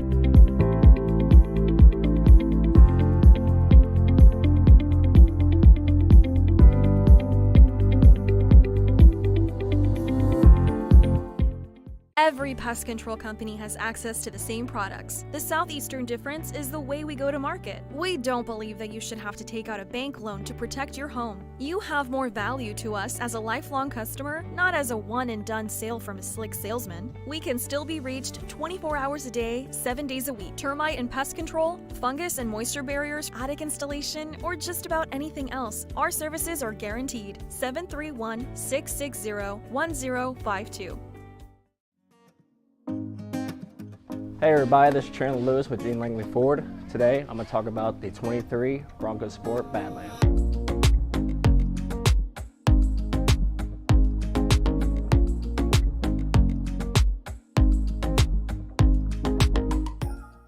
The heart of this beast is a 2.0 EcoBoost, producing 250 horsepower and 277 foot-pounds of torque. And it does power a 4x4 system, which means you can get over any terrain possible. To go over any obstacle you have a 17-inch gray aluminum wheel wrapped in a all-terrain Pirelli tire. Now to the back, you're looking at 65 cubic feet of space, which means you can fit 3 golden retrievers back here, groceries, or even if you're a college student, moving boxes. But no matter what, you can celebrate by opening a bottle. Now moving on to the interior, you have an ebony roast with heated front seats. You do have a 8-inch display backed with Android Auto and Apple CarPlay. Now one of my favorite parts is the GOAT modes. So as I was talking about earlier, you have 7 different drive modes. The GOAT modes is what gets you to that different terrain. So if you guys liked anything I spoke about, the horsepower, cargo space, or even the interior, come see me today at Gene Langley Ford. Again, Chandler Lewis.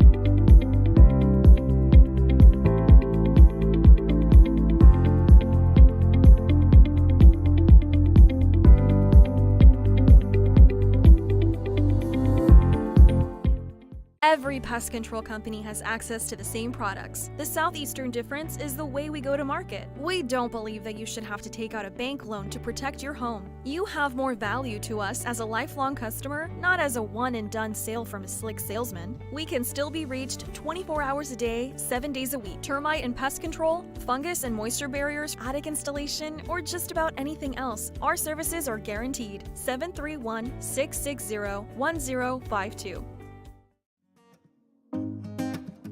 Hey everybody, this is Chandler Lewis with Gene Langley Ford. Today I'm going to talk about the 23 Bronco Sport Badland.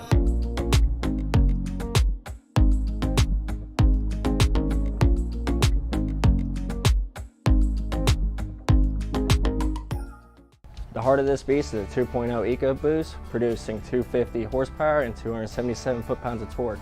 And it does power a 4x4 system, which means you can get over any terrain possible.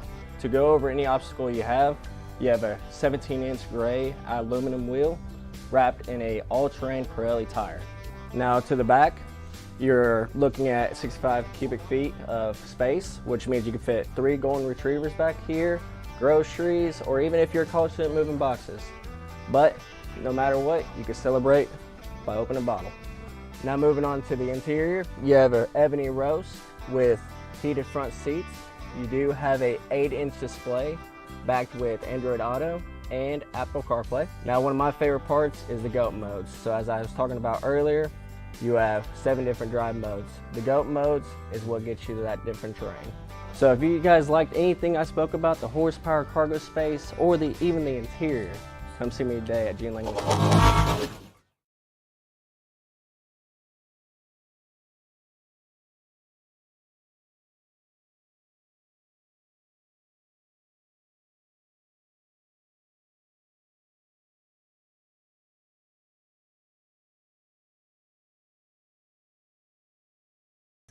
No, you're not. That's what I'm saying. I don't. That Friday, what was that, 2 Fridays ago, was so much fun. Basically making fun of Dan Reeves for about an hour and a half. Yeah, here's the problem, though. You'll continue that Friday over day after day after day. It did bleed over to the next Friday. Right. It was pretty funny. Kind of bled into today. Speaking of bleeding, Larry, you know what hemorrhaging is? Then that's what's going on in the Weather Center right now. We're hemorrhaging bad information. Apparently, we got some texts that address you and are signed Jim Cantori.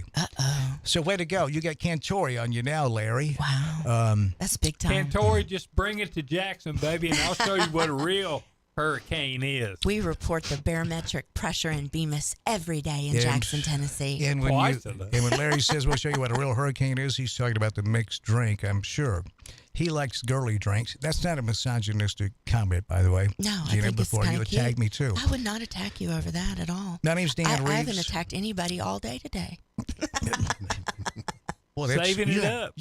Yeah, that means tomorrow she's going to double up to get back on the up to par or average. My name's Dan Reeves. Larry Newman is here. Hello, Newman. Hello, Reeves. So, okay, let's get a quick look at the weather. Brought to you by Dustin Ring. Dustin buys houses fast for cash. DustinBuys.com. DustinBuys.com. Not only houses, but land, trailers.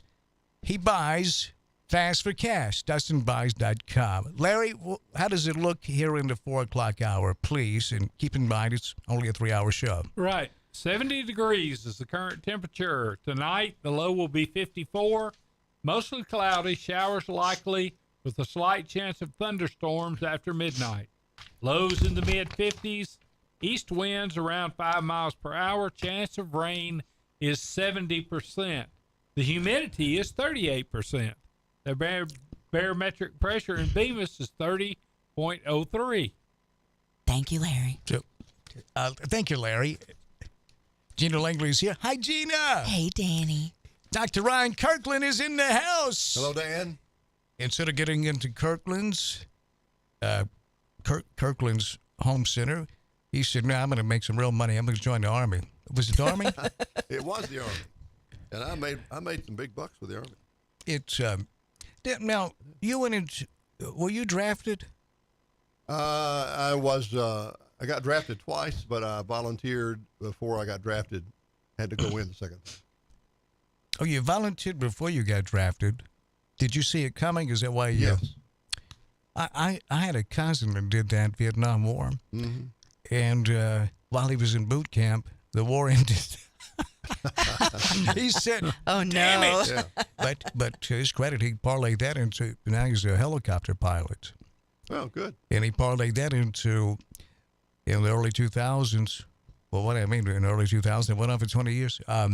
He was piloting for a private company in Iraq, helicopters over there. Now, yes, he had to dodge the occasional anti-aircraft fire. Sure. But who hasn't had to do that, right? Well, I kind of had to, so.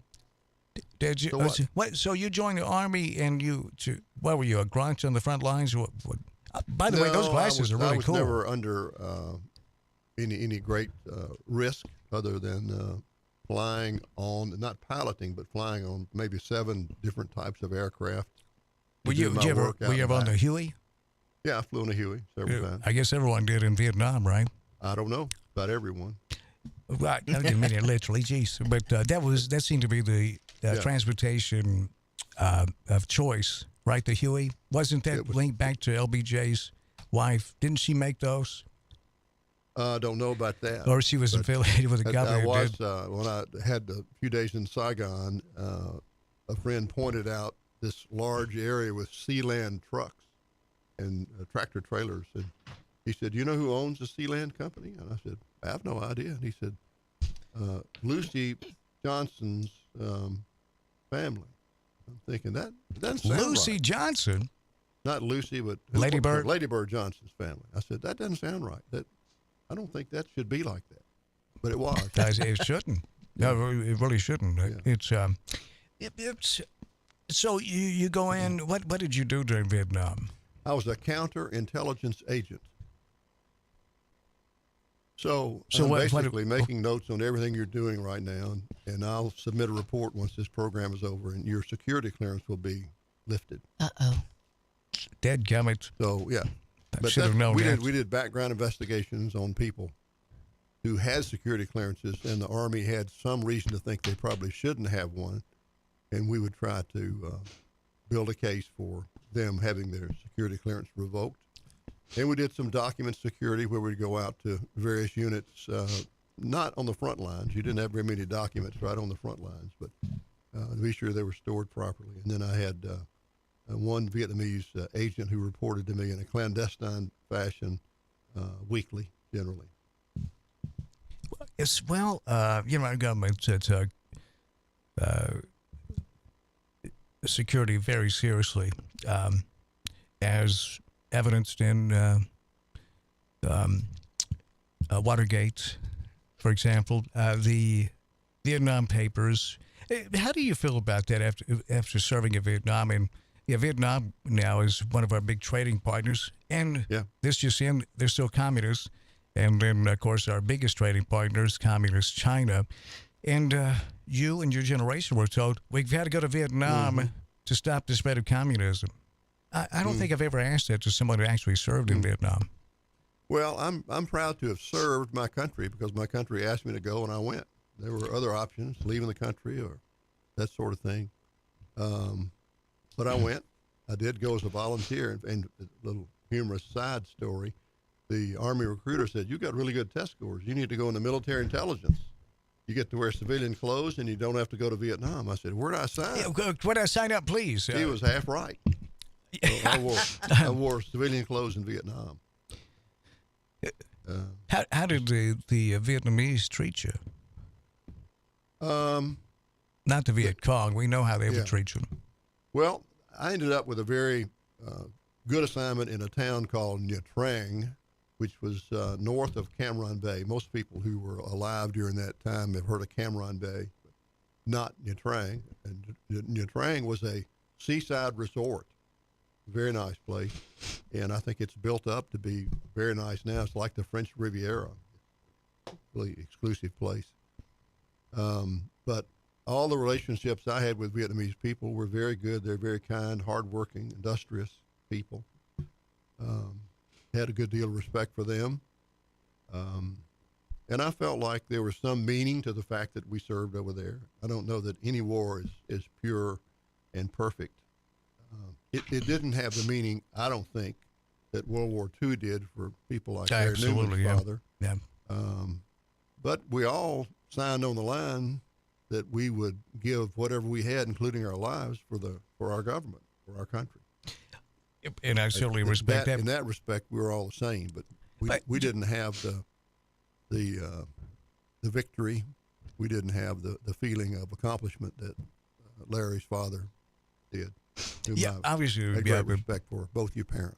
When Larry's dad and Bill and Petey. Yep. Can I tell you a short story? They say that skips a generation. It's been long enough. And here's the evidence, Larry. Since her passing, I can tell the story. But we were in church together. Always, from the time we came here, we were in church with them, and she came up to me out in the foyer and said, "Something wrong with my nose. I wish you'd take a look at it." And I mean, what do? Ear, nose, and throat doctor. So what'd you do? I said, okay. I took a look at her nose, and I said, this kind of came in my mind. When you looked, but when you examined her nose, did you let me tell the story? No, did you look up? Did you look up her nose or what? Just let me tell the story. I apologize, Doc. All right. Inquiring minds will know. So I'm just kind of looking at her nose, and I said, "Petey, I think I see the problem." And she said, "What is it?" And I said, "I think you've been sticking your nose into too many other people's business." And she went, oh, and she stomped off, and she didn't speak to me for over a month after that. Seriously? Seriously. She was a serious lady, wasn't she, Larry? The night that you told me that, I went home and told her, I said, I've been talking to Ron Kirkland. I told her she didn't talk to me for a month. You're still mad about it. Guilty by association. Larry, that had nothing to do with Doc. Because sometimes I do that with you, and it had nothing to do with Doc. But I certainly respect your sense of loyalty and your patriotism. But if people only have one life, and obviously it was a pack of lies, and over 50,000 Americans died in Vietnam, and over a pack of lies. That's different. That's not, and I think it's up to the American people because we obviously can't depend on our leaders because there's money involved, and a few people make a ton of money on war, evidently, and the American people. To me, there's been a concentrated, organized effort since the Reagan administration put a bullet in the fairness doctrine was to confuse the American people, to split the country right in half, and now there's an effort to implement that national model on local levels, including right here in Jackson. It's so obvious. It's the nose on your face. You take my nose, the nose on my face, but I think the people behind it hate capitalism. They hate it. They present themselves as the defenders of capitalism. Do you feel that, Doc, or is that, or do you think I need to see an ear, nose, and throat? Maybe another medical specialist like psychiatrist would be good for you to see. Yeah. What do you think? I really didn't follow your argument. You went so many different directions. Well, no, it's the same direction. I did say a lot could be confusing, but it's our government's not honest with us. Never has been, and we're just so fortunate in this country that we have a constitution, and that by and large we eventually come around to obeying the Constitution. And give me an example of that. Well, you were just talking about how seriously you guys took. The importance for example, of having three branches of government. Yeah, I think that's saved us recently a few times. Courts. And I think we're very fortunate that we don't have a very liberal, left-leaning Supreme Court. I think it's tilted to the right. It's a fairly conservative court. That fairly, as you say, fairly conservative court gave us Citizens United, which, if it was, thank you, Melissa, if it was properly named, it would be the decision to kill democracy. You just jump from one thing to some conclusion. you said the fairly conservative Supreme Court. Yeah. I don't think they're conservative at all. I think they are huge government people. Look at what's his name? Long Dong Silver. What is his name? That's what he calls himself, or did. I'm not bailing you out on that. When he gets I'm quoting him. That was his own nickname. Geez, what's his name? I always call him that. Who are we talking about? Supreme Court. Clarence Thomas. He never said that. The lady who accused him of so many things said she was quoting him, right? It was a self-glossing. That confirmation was not a lot different than the confirmation of the two more recent conservative judges who've been put on the Supreme Court, where they were attacked for things that probably never happened. The Democrats would counter, at least they got a chance to get on the Supreme Court. Obama had that taken away from him, the Democrats say. That's true. And so at least they had a chance to get certified, or not certified, but get the hearings. And then when it comes to the Supreme Court, to me, they're bought and paid for. Citizens United was awful for this country. And I don't mean to dwell on the Supreme Court, but more on the Constitution, really.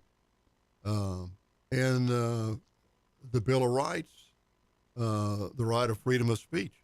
It occurred to me a couple of weeks ago to try and find out what happened to the people who protested in Iran 6 months ago.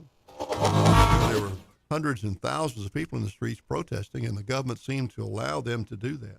Well, then it sort of died down, and died down is not a pun, but it's what it turns out to be. Then it really died down, literally. It really died down because if you research it as well as you can research anything on Google, there were hundreds of those people who've been brought into courts and who've been executed. Well, that doesn't happen in this country because you get in the street. Citizens United and happened. You protest. But not Citizens United, but do you think this is a Dan Reeves program or something? You didn't get that memo? No, it's the Dan Reeves program. I'm all for the Dr. Ron Kirkland program, and you know I'm a big fan of you. You know I'm a huge fan of you. But hear me out. I'd buy an ad. In Iran, you get in the street, you protest. You don't have any weapons. You don't have any way to fight the government. You get executed. In the United States, you get in the streets, you protest.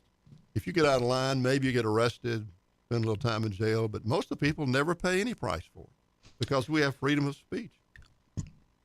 We have freedom of press. Freedom of the press. And I would argue that what's typically called the mainstream media is not very free in what they say. They have a leftward bent that's really unbelievable. And things that happen that should be reported, they don't even bother to report it. Do you think Fox News has a left-leaning way about them? I don't know where they are now. I think Fox News has been more conservative, but thank goodness it's out there. Misinformation? Do you know they just pay nearly $1 billion so they could avoid having their day in court to clear their good name? Well, who knows what went on in the background? Well, we know because we know because it was a lot of it because it was made public during the lawsuit. The text messaging by their hosts saying that Donald Trump's a clown. He's endangering our country. He lost the election fair and square. This is all BS. Then they go on there saying it wasn't an insurrection. It was a normal tourist visit. We know that. That's not an opinion. We know that. I don't understand, for example, why so many people who participated in the January 6th event are still in jail. I don't see how that can happen in this country. How are you still in jail after 2 years and you haven't gone to trial? I don't understand that. But I don't know much about it, honestly. I haven't done any research in that area. But we have freedoms in this country that other countries don't have. Okay. Yeah. A lot of those we used to have in the end, and which is coming soon, if we don't change things. Well, I'm glad you know. I hope I'm wrong. You're a whole lot smarter than a lot of people. everything. I don't know. He Now knows you're getting it, Doc. everything. Now Is you're that- getting you're it. talking biblically now, then Have we switched? Yeah, it's yeah. no, it's I when I watch what they do, not what they say. Right. Jared Kushner, you were talking about getting a clearance for national security secrets, or he couldn't get cleared by the Secret Service, and so His daddy your old cleared him. dad cleared him to come right in, and things like that. It just, I don't know. It's troublesome to me. Now, as far as you're not going to get dragged out in the street and shot and killed if you protest in America, but the most important protest, I think, for this generation or our generation was Occupy Wall Street.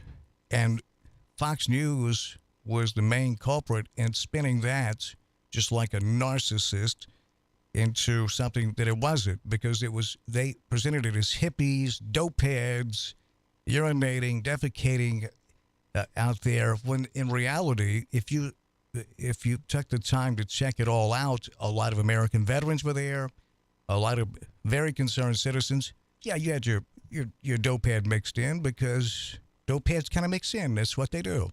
And they were belittled and turned into public enemy number one. Very good, great Americans. That's the way we do it. So they didn't get dragged down the street and shot. They were executed in another way. Their character was executed. Well, do you think the demise of the city of San Francisco and surrounding areas is real? Do you think that's not really happening? Demise in what way? In homeless people, drug addicts on the streets? That was triggered in the 1980s when the Reagan administration opened the doors to the insane asylums, handed everyone an empty pizza box, and say, that'll make a great briefcase. Get out of here. Well, I think we could have that discussion about mentally ill people. Probably a certain percentage of them need to be institutional. Absolutely, yeah. I don't, but there are things going on in California. To me, I think it's represented well by the number of people who are leaving California and are moving to states like Florida. I think Florida gained 700,000 people in the last year, Larry. Yeah. So I mean, that's people voting with their feet. Absolutely. It's California is a beautiful state. Wonderful natural resources. They got water. It's unique, isn't it? It's just and we could talk about that too, about why California has water problems. I don't think they have it anymore. Because it never rains. Well, that's right. As the number of people drop off, they won't have as many water problems. Well, they had an atmospheric river this year that dumped epic rain, so sure did. It refurbished the reservoirs. Yeah, you don't hear about that because it doesn't fit the narrative, Well, yeah, we heard about it. You might not have heard about it on One Only Network, but you probably didn't know that Tucker Carlson was fired. Would you slap him for me? No, seriously, you can get by God. with it. Doctor, violence is rarely the answer. Thank you, Jim. But right now, it may be. Yeah. Here it is. Oh, could be the answer. Doctor. But this is a great country. And it survived a lot worse than what we're going through now. I don't think so. Survived the Civil War. Well, yeah, that was pretty bad. Yeah. I'm going to agree with the doctor over here. We're American. I can be optimistic.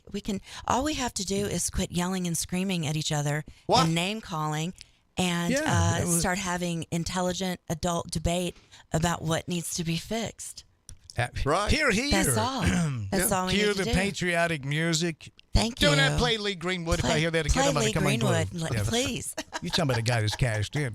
Jeez, Lee Greenwood. Smart man. I saw him at Grove Park Inn one time when I was there with Teresa. If I see Lee Greenwood, I'm going to fight him. I asked for his autograph, and I have it on a napkin somewhere. Did he put his phone number on it? No. He was with his wife and his children. That's why.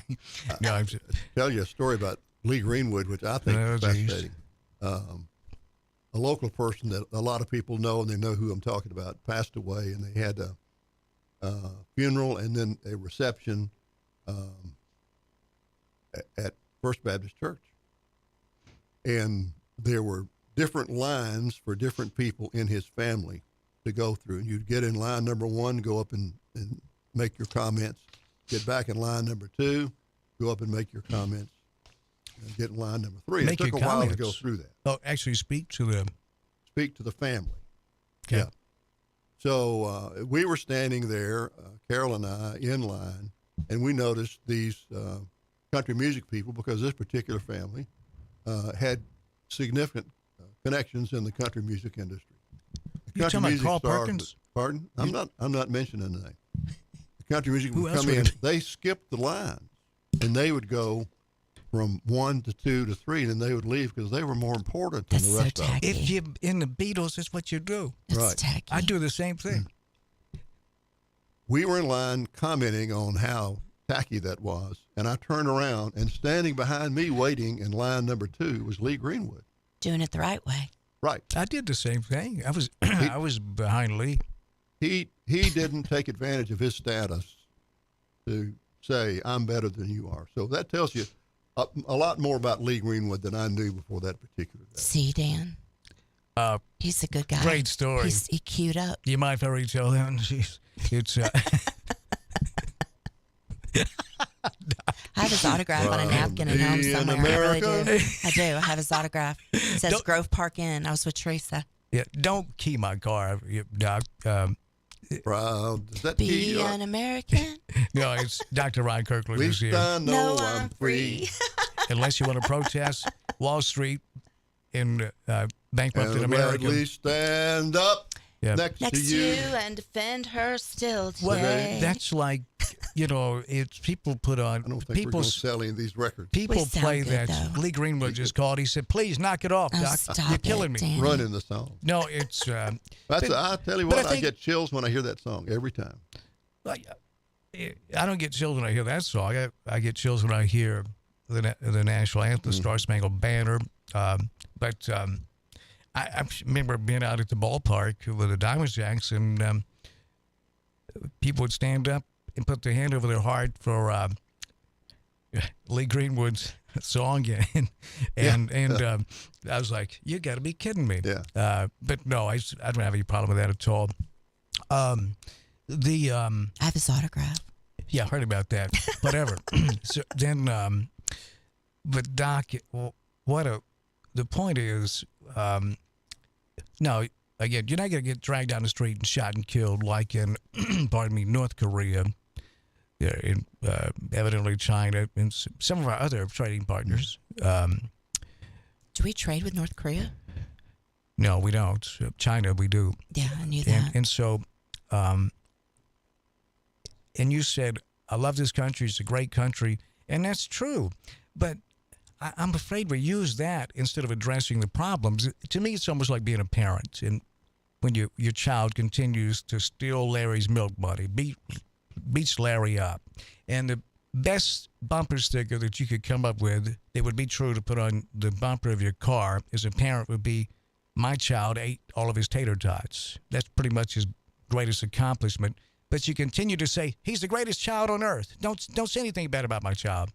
Well, if that were the case, eventually the state would come in and take your child away. They consider that child abuse. Why do we do that to our country when we obviously have big-time problems? Do you do that to our country, Doctor? I don't.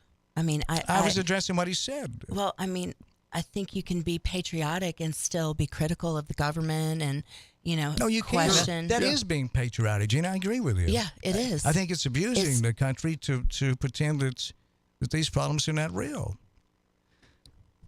We have real problems. I think we are missing the debate with each other, and I've said this a million Absolutely. times.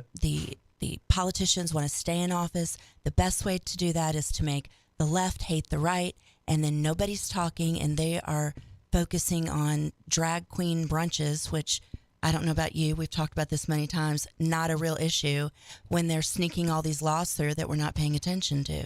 Yeah, Doc, if you want to comment on that, because I had somebody tell me the other day, all I hear about is drag queen brunches. I'm so tired of the left. I said, you know what? I only hear about drag queen brunches from the right. Never anyone that's other than the right. You agree with that? Well, I think in America, adults have certain rights that are expansive. I do think we have an obligation to protect children from certain elements. Like guns? And because that's the number one killer of sure, kids. I'll be happy to talk guns if you want to. I've been trying to avoid that, but I'll be happy to if you want to. But we do protect children, and we should protect children. From guns, we don't. And I'm happy. I'm personally happy with the state law on transgender medicine and surgery for children. That shouldn't be routine. It shouldn't be accepted as ordinary. But it's not ordinary and it's not routine. Yeah, and so I'm happy with. And I do not believe anyone, and no one's ever. I've had multiple people, not you, but multiple people that actually speak to large groups. I've had them on this program, speaking to a mass audience, saying that it is routine. And I said, your evidence is what? Yeah. And the closest to an answer that I got, no kidding, is I'm going to find out and I'll get it to you. I'm still waiting 5 months later because she goes, a teenager never shows up at Vanderbilt and says, I feel like a boy today. Do you mind a double mastectomy? And they're under 18. And Vanderbilt says, sure. You can't even go get treated for a runny nose at that age till they find out your insurance information, your social security number, your parents. Well, that's where you're wrong. Really? Yeah. Because I can't. Of course you're wrong. But you don't think that you're never wrong? No. There was a time where I been thought, wrong once? I thought I was wrong. Larry Newman told me he thought I was he wrong caught one you time. one time when you were wrong. I was wrong one time. That's when I thought it was wrong, but it was really right. No, you have to realize we had a female. I'm trying to think of her position. Who was in our Department of Health, who advocated for children being vaccinated with the COVID vaccine without their parents' permission. That's a little bit different. It was during a pandemic. It's no different than what you're talking about. Really? That's not at all. It involves parent oversight of their children. And I noticed that didn't catch on, though, into the normal practice of visiting a doctor. It was absolutely the practice when I was. That was an exclusive to the COVID shot. If an underage child came to my office, if I had to see an underage child, that would be under 18. In the emergency room, we had to have parental permission before we treated that patient. Still do. Well, I hope we still do. Well, unless it was an emergency. If it was a life-threatening emergency, you could go ahead and do what was necessary to save the life or limb. Right. But ordinarily, you had to have parental permission. So why doesn't that carry over to transgender? That's the point. Operation? There is no evidence that there's ever been anything done as far as transgender without the parents' consent. That's not. There is no evidence of that ever happening. And you know that they're not going to do a surgery like double mastectomy without having it arranged. How are you going to pay for this, young lady? The other side of that is there are individuals who enjoy being operated on. Michael Jackson is gone. Well, he would be one, okay? And there are individuals who transfer that to their children. In my case, for example, there would be parents who would come in and they had decided their children needed a tonsillectomy, one of the routine operations that I did. And I would get the evidence together, and it would be obvious to me in that circumstance that child hadn't met the criteria to have a tonsillectomy. Well, I would explain that to the parent, and I'm pretty sure a significant percentage of those parents would find somebody to do a tonsillectomy on that child, do an operation that they didn't need. So that's another leap right there, Doc. I mean, come on. What I just said? But how many kids came in, though, underage, without their parents and said, hey, I want you to take my tonsils out? That'd be more of a favorable comparison. You with me? Yeah, I'm with you. Not very many because... as in zero. The times that I'm familiar with, it was the parent bringing the kids in. I would do the same for an adult. If an adult came in and wanted some procedure I didn't think they needed, I just wouldn't do it. Yes. It would be money in my pocket, but that's not the important thing. The important thing is do the right thing for the patient. Yeah, and Vanderbilt. The right thing for children is not to do permanent change operations until they reach the age majority. They make their own decisions. Now, you're attacking the religious community? because that's the only community I know that does that with children. I'm not following your logic. Well, there's some religions. Are you trying to use logic today? I'm trying to, but I'm not very experienced. There's some religions that say, oh, look, a beautiful, brand new baby boy that's just perfect. Now, Larry, hand me the scaffold. That's the only people I know that do that. Not Vanderbilt.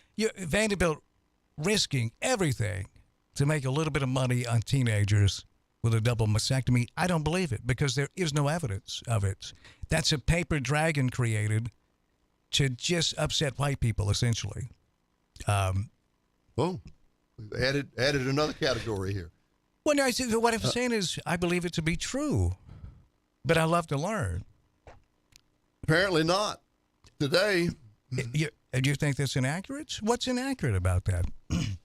He doesn't believe that the transgender movement, if you will, children going to their parents and asking for these irreversible surgeries is on the rise. He thinks that because he hasn't experienced it personally. I can speak the first person. Well, I'm talking to the good doctor. Because he and I had this whole argument that went from in person to a text argument that lasted all afternoon. He hasn't experienced it, so it hasn't happened. Now, I don't know anyone that has, and I've asked and asked. I do you're something talking about stupid. Anecdotal evidence. Anecdotal. And my evidence is largely anecdotal, but I would. But we're creating laws my based evidence off is of more that. extensive and widespread than yours. But you haven't is. given me any. No. I gave you as far as the rise of it. Now, I don't know about children going to Vanderbilt without their parents, but the influence from certain sections of the society where parents are actually saying, okay, let's do this, and listening to a 13-year-old girl who would normally be someone that maybe had an eating disorder or was someone who was cutting, an adolescent girl. They're going and having, irreversible surgery done with their parents' consent. He doesn't think that's happening because he hasn't experienced that personally. That's not true. What I'm saying is you take how I making a decision on things is, one, I'm big on evidence. I can see the sun, for example, so I know it's there. It helps the sun's credibility along with me because I can see it. I read all this stuff from several different, across the board, and then I take my experience with being on Earth, living on Earth, and I see how every little thing is politicized. And this is another one of those things. The party tells you what to think. Go along to get along. In other words, don't think for yourself. We'll tell you how you should feel about it. And only 1/6 of 1% of Tennesseans identifies trans. But we're talking about the whole country. We're making laws to combat this in Tennessee. I find that embarrassingly hypocritical with all these real problems that we have. But and I tell you, it's easy to attack the minority. It has been politicized, but that doesn't mitigate the fact that the situation is happening in the country, and I'm sure that was just our legislators in Nashville were just giving red meat to the Republican base. That doesn't mitigate the fact that it's actually happening. And I sent you about 20. I just don't have any evidence. Yes, you do. I sent you about 20 different texts that day. And there were medical journals. Parents I'll give you that. I'll give you but that it's with not the happening. parents. But we're talking about two different things. It's not happening like the politicians that are making laws saying it's No, happening. it's not. They're lying. It's not. And they're lying to children to scare people for money. Right. And it's embarrassing for this country. I don't care how many times Lee Greenwood sings, I loved it. No, I'll give you America. that. I'll give you that. And then being a patriot is not putting on a cap with an American flag on it or a shirt that says I support the troops. It's being educated so our troops don't get sent to places like Vietnam to stop the spread of communism when it was never about that. That's all I'm saying. And when it's politicized to this degree, you better look at it strongly. And I did. And it's something that is happening. Generation Z. Not like they're saying, though. That's saying. My point. We're talking about two different things because there are parents that have to make a decision.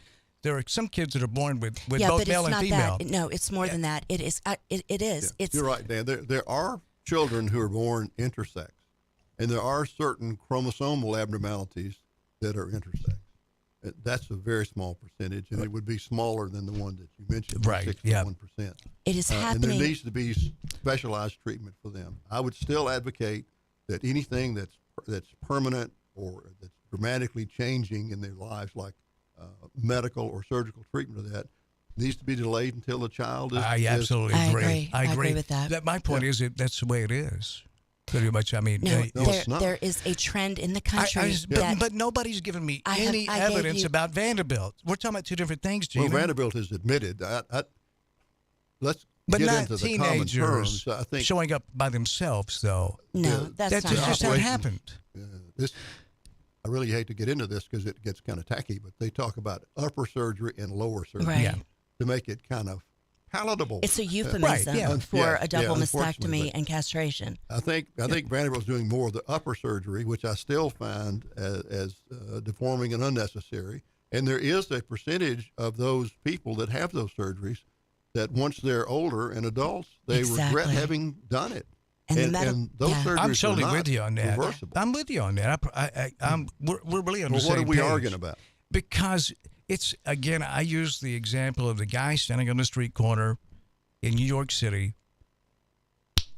snapping his fingers. Guy walks by in the morning, that guy standing on the street corner, snapping his fingers. The guy goes to lunch, walks by again, there he is, snapping his fingers. 5 o'clock, he's getting off work, there's that same guy, snapping his fingers on the street corner. And the man walks up to him and said, "Hey, guy, what are you doing?" He said, "Oh, I'm keeping away elephants." Mm-hmm. There's no elephant within 2,000 miles of here. He said, Right. "I know it works." That's right. That's what I see here. It's a solution without a problem. That's what I see. I think what I see is a problem.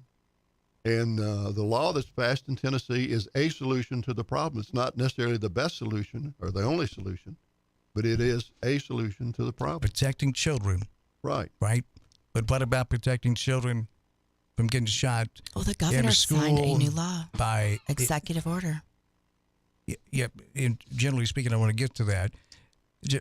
Protecting children, because I keep hearing how we're going to protect children from these drag queen brunches, which I've never seen in my natural life. But the leading cause of death in America is not drag queen brunches, it's guns. And what? Now tell me about Governor Lee. He signed an executive order. It's an order of protection to change the background check so that there's some lag time to do some investigation if there's question of a person's mental stability. What do you think You're, about that? you're, I think you're really logistically- conflating two different things. Pardon? And the executive order was for background checks only, and it dramatically reduced the time that the various agencies have to get back in order for you to purchase a weapon. And where it might have been, and I don't know the numbers, might have been weeks, now it's down to a matter of hours. So the background investigations have tightened up. The protective orders is a different issue, and that's what They're sending guards out to the schools because he signed that's funding for that that's a third too. issue. Right. Yeah. But the issue of the extreme protective orders is the one he's calling the legislature back for. Right.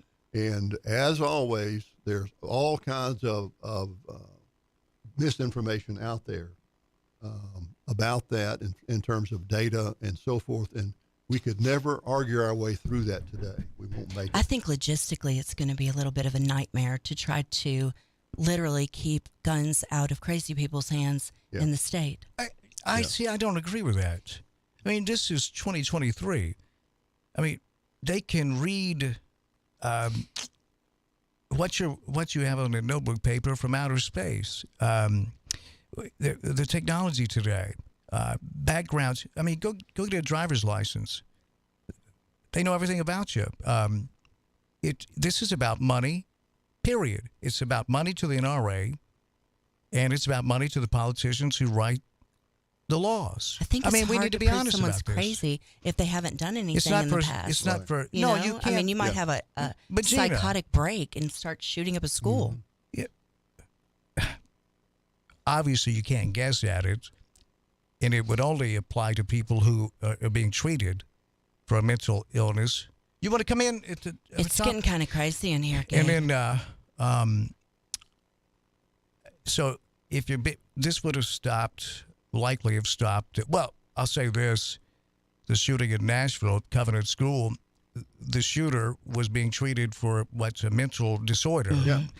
If this would have been in place, or how I see it, it should be in place to where someone is crazy shouldn't be able to buy a gun. I mean, call me crazy, if you will, on that. You can't buy a gun. We call you crazy. But you can't just say, because that's what people say. What? Well, I mean, who's it going to be up to? The guy that's working behind the counter at a gun but shop? when you go get- Is it going to be up to the guy working behind the counter at a gun shop? Obviously not. It will be up to. There'll be a background check to see if the guy's being treated for a personality disorder or a mental disorder. I mean, how are you going to get past the all? Let me. How are we going to get past what? I mean, when you go get a driver's license, that was the example you used. Crazy doesn't come up in the conversation. You can be crazy and drive around. So how are you going to prove someone's crazy? Because people who are crazy don't think they're crazy. Yes, I'm aware of that. That's what I keep talking to you about. That's what I keep talking to you about. But look, let me shoot this down. It won't take but half a second. Be quick about it, okay? Because I'm getting ready to cut you off. all you do is check to see if somebody is being treated for mental illness. What's a mental illness? Depression? I'm not Half a the country psychologist. is on Wellbutrin, and HIPAA problems nobody's. if you do that too. We relax the HIPAA your medical history, especially psychiatric what's the history. mental All I illness? hear here is Xanax? let's do everything we can Wellbutrin? except Lexapro? all I'm hearing is let's do all we can to make sure that a licensed medical professional has no say-so. If they're treating someone who has a mental disorder, we just can't. What's a mental even disorder? Though I'm not a psychologist. What I'm saying, okay, Gina, you're missing the point. You're not making Every country, because you keep cutting me off. Every country on planet Now Earth, you know what it feels every like. Western cultured country, none of them do this. None of them. And if you want to get deep into the weeds on the Second Amendment, show me a well-armed militia or well-regulated militia. I Because think it ain't we're past me. that. It ain't me. And we keep hearing, well, the only thing that kept the Japanese from invading the mainland during World War II is because the American citizens had so many guns. Well, if that's the case, and I'm not saying it's not, then what about those 2 atomic bombs? Did they not have a bigger effect? Or if that is the case, no one will invade the mainland because we have all these guns at home. Why do we put so much money in the military? You know, it's if you apply logic to this, it all falls apart. And it all goes back to money. I'll give you that. But my point is, what's crazy? Half the country's on antidepressants. I'm not Xanax. asking you because No, you're not a I'm- licensed psychologist. It's not. No, it's common sense. How are you going to let? Okay. If I'll you're let it being go. treated by psychologists, that's the common sense. What about a general practitioner that's doling out antidepressants? What about them? Because I didn't Okay. mention them. You did. Then my point is, then what's crazy? Is it A depression? psychologist will determine that, not me, a professional. What's so hard about that? I just don't get it. I think it's going to be really hard logistically to pull that Lord, off. I do. Really? I hope so. I hope they do. You Our told government me reads you'd our make your point, emails. and then I could speak, didn't you? Did I say was that? You a man kidding. of He your didn't word? mean that. Did I say? Let me circle back. No, go ahead, Doc. You man of your word? He told me I cut him off. He cuts me off Extreme all the risk time. protective orders is a nice term, which What's it now? commonly happens. Say- Extreme risk protective or protection orders. How you going to determine that? I'm kidding. It's just another way to say red flag laws. And red flag laws is when someone, generally a family member or someone that you have a relationship with, Right. says that you're not all together and you have weapons and your weapons need to be taken away. If a family member says that? So far, so good. Or someone you have a relationship with, someone that you're involved in a relationship with. The extreme risk protection order typically does not provide any space for the person who's accused of being not right and having weapons to give their side of the story. Sorry, kids. For Keep for your some head period of down. time, if the person who is complaining can convince a judge that this person doesn't need to have weapons, then that happens. The weapons are taken away. And remember, this is treating the weapons and not the person who has the problem. Okay? There is another method of getting to this, which is an involuntary commitment process, where the complaint is made and the person is taken to court and presents their side, and if they can't make the case that they are sane and capable of having weapons, then they are put in some treatment in order to address their issue. So and as a part of that, the weapons can be taken away from them. But they have an opportunity to present their case before the judge. That is called due process. That is what is protected by our Constitution. The red flag laws in a number of situations have been declared unconstitutional. I'm not missing one red flag. I'm not arguing with the result. Yeah. I don't think crazy people need to have weapons. Well, I just don't know how to get there. Make that For abundant. God's sake, let's are protect not a piece fair of way. paper as kids continue to be killed. For God's sake, let's make sure the drag queens can't have brunch because that's our responsibility to protect children. How do you feel but when it comes to protecting our children from the number one killer in America, guns, sorry, can't do anything about it, kids. And sugar?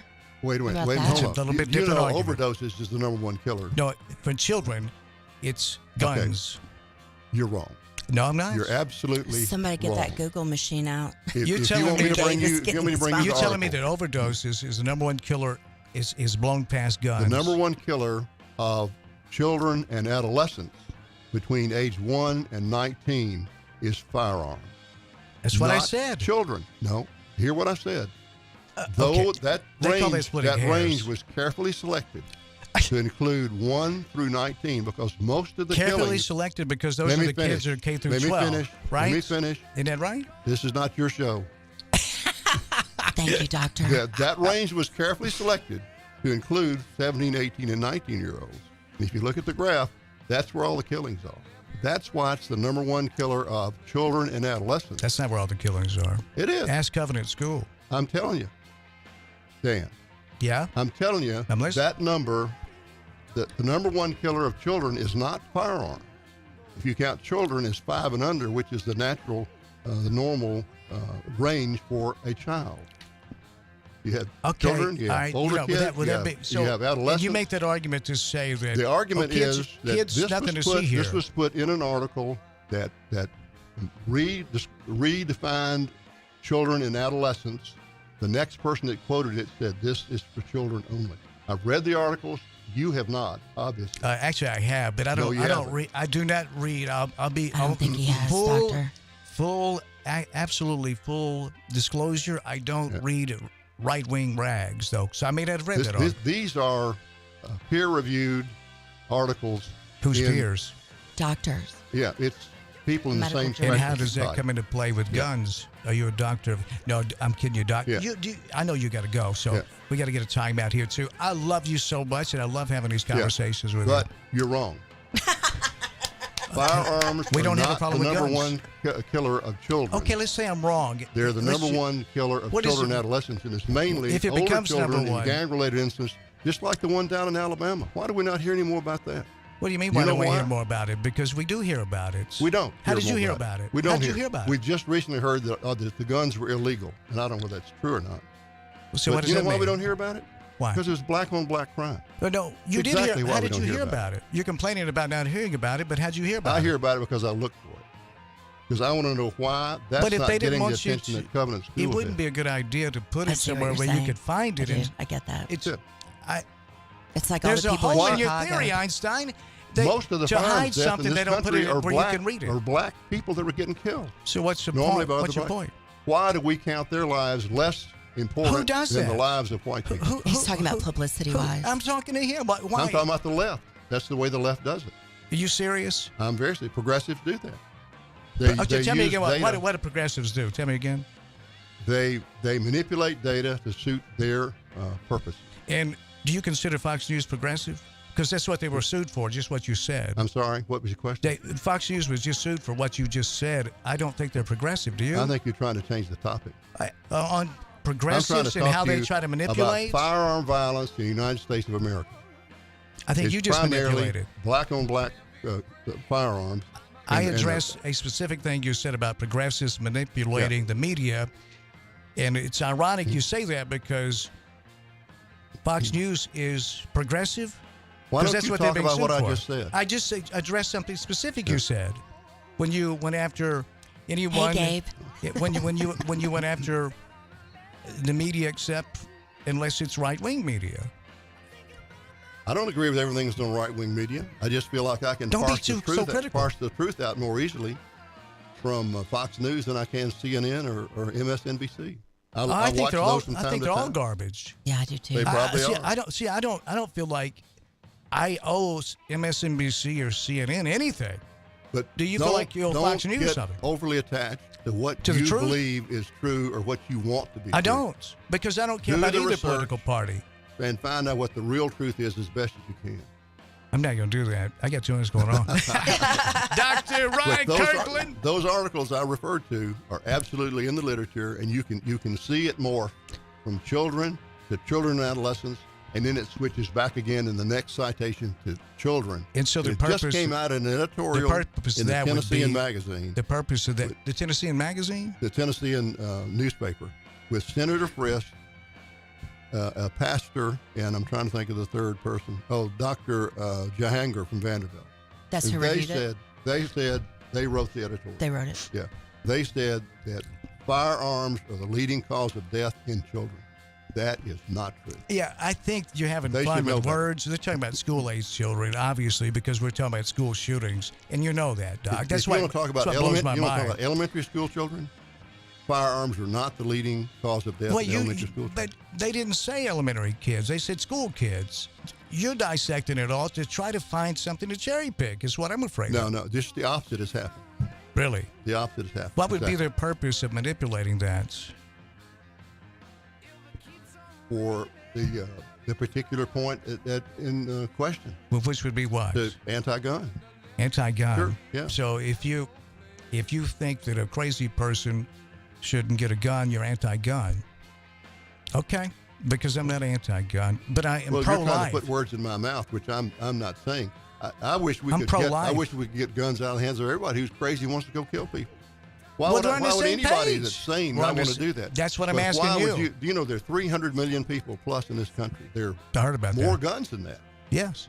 And so one crazy person does something, and you want to take something, you want to take the weapons away from the other 300 and some odd million people who may have weapons. I didn't say either one of those things. Yeah. And by the You way, it insinuate. wasn't just one crazy person. I don't know if you heard about that. We are breaking our own record with mass shootings again this year. Define mass shooting. It's not my definition. It's Yeah, but it's you just- how you it's just used it. defined. Define mass shooting. What is it, Gabe? Let's pull it up here. Or if we can't tell him how it's defined, I guess our Well, no, point you is said not, it. is You used it. Yeah. You define it. well, you should know. You live in America. I know We have what it is. more than anyone on The earth. original definition of mass shootings was four. Wait a minute here, just a second. Was for it. four or more killed in one incident. Yeah. Well, then why are you Sometimes asking three. me? Because Like- you're talking about it, you don't know what you're talking about. Doc. Then it changed. Doc, see, that's Then- manipulation. let me tell you. Larry, you just unplugged The everything. definition. No, you didn't. I did. The definition changed. I almost to pulled my four gun. or more injured in one incident. Do That's you not see the mass difference? killings. That's what. That's because what it's the current reported definition of But mass see, Doc, shooting you're is. having fun with the language. They say No, mass what I'm trying to killings tell you and they is say mass shootings that as well. definitions If they're change. not dead, it doesn't matter. Is that what you're saying? Definitions change according No, to the purpose. What does it matter? Of the people if who are, a who are, kid who are is in doing a the comment. desk and they get shot and survive, their life has changed forever. What difference does it make? Really? I mean, what? Now there's a category called mass killing, and that is four or more in the end. So Yes, the yeah. definitions are changing, but all the articles that have been presented in the past are now conflated together to try and make a point. No. The use of semantics in this Yeah, section right here is right. mind blowing. It is. Don't attack It me. really okay? is. Yeah, well, I'm talking to you mostly. I'm just saying the way you are But- twisting and No, I'm not using twisting it. and changing the context of everything is mind blowing. It's impressive, but it's mind blowing. He's smart. It's the truth. He's clever. No, I know you got to go, and we're picking up. Yeah. Gabe Hart's going to join us when we come back. Doc, I love All you right. so much. Thank You you have to for come being back. here. I used to love you. Maybe you next still time. do. This is what we do, and it's This a is what we shame. do. Other It's still kind of love Gina. tense there for a while. No, not It at got all. tense, Dan, Not it at did. all. This is what. If more people could have discussions I like agree. this and still love each other, we would. But what we need is a source of truth. Thank we need, you. We That's need why I'm Walter here. Cronkite. We need Yeah, Huntley just the Brinkley. facts. There would You be don't, no. you don't remember them, do There'd you? be no place. I do. Well, just Vaguely, from yeah. news highlight But reels. we need people who report the news and who don't give us an opinion on it. You can thank I the got Reagan plenty of administration for killing the fairness doctrine. Well, That's not an opinion. That's a fact. That's a Dan Rees loop right there. No, it's Dan, not. I'm not coming back on this show until you double my pay. You got it, Doc. I All love right. you so much, a great American. Happy to talk about it. Thank you, Doc. Thank you, Doc. Dr. Ryan Kirkland, ladies and gentlemen. All right. We'll come back. Gabe Bart's going to join the conversation here on this program. It's 70 degrees at 5:22 in the p.m. And Larry said it's raining men. We'll be right back.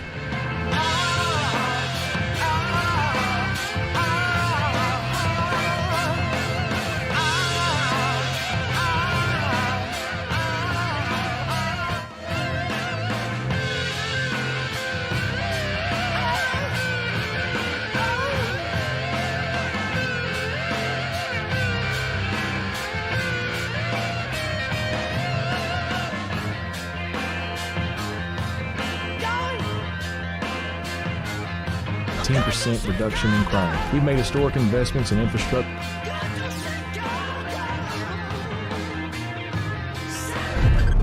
This is WBFG 96.5 FM. 96.5 FM. Parker's Crossroads, Jackson. News this hour from townhall.com. I'm Jason Weicker. The remains of an Army corporal killed in the Korean War and posthumously awarded the Medal of Honor have now been positively identified. Hey everybody, this Luther is Chandler H. Lewis with Dean Langley Story of Ford. Buena Vista, Today, I'm going to Georgia. talk about the 23 Bronco Sport Badland.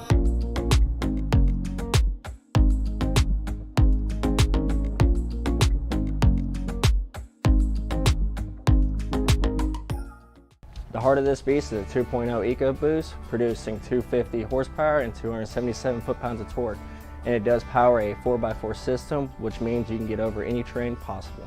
To go over any obstacle you have a 17-inch gray aluminum wheel wrapped in a all-terrain Pirelli tire. Now to the back, you're looking at 65 cubic feet of space, which means you can fit 3 golden retrievers back here, groceries, or even if you're confident moving boxes.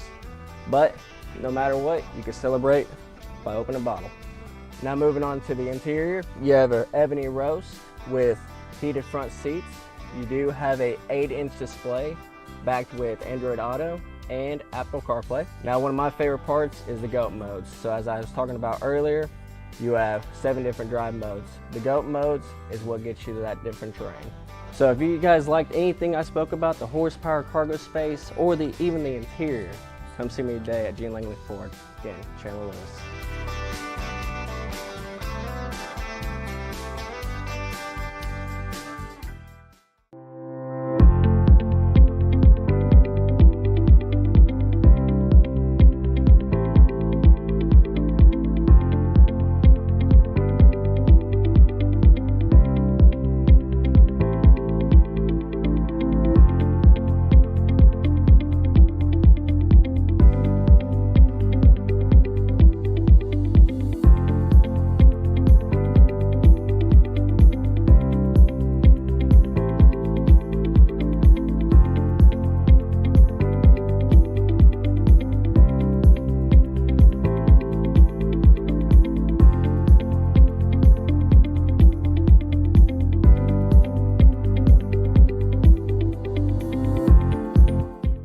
Every pest control company has access to the same products. The southeastern difference is the way we go to market. We don't believe that you should have to take out a bank loan to protect your home. You have more value to us as a lifelong customer, not as a one-and-done sale from a slick salesman. We can still be reached 24 hours a day, 7 days a week. Termite and pest control, fungus and moisture barriers, attic installation, or just about anything else. Our services are guaranteed. 731-660-1052.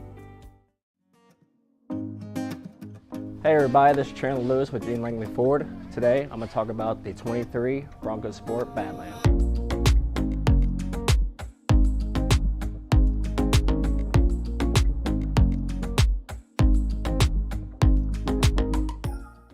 The heart of this beast is a 2.0 EcoBoost, producing 250 horsepower and 277 foot-pounds of torque.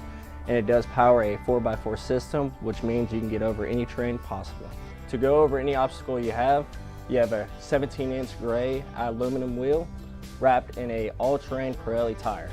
Now to the back, you're looking at 65 cubic feet of space, which means you can fit 3 golden retrievers back here, groceries, or even if you're a college student, moving boxes. But no matter what, you can celebrate by opening a bottle. Now moving on to the interior, you have an ebony roast with heated front seats. You do have a 8-inch display backed with Android Auto and Apple CarPlay. Now one of my favorite parts is the GOAT modes. So as I was talking about earlier, you have 7 different drive modes. The GOAT modes is what gets you to that different terrain. So if you guys liked anything I spoke about, the horsepower, cargo space, or even the interior, come see me today at Gene Langley Ford. Again, Chandler Lewis.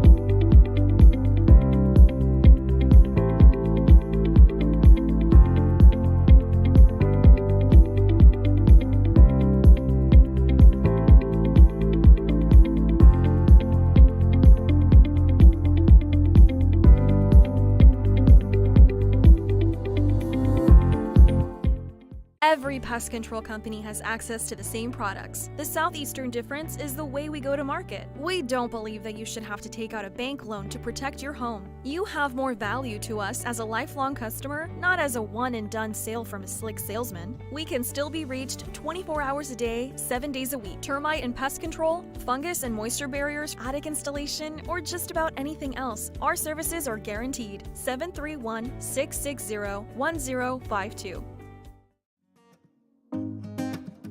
Hey everybody, this is Chandler Lewis with Gene Langley Ford. Today I'm going to talk about the 23 Bronco Sport Badland.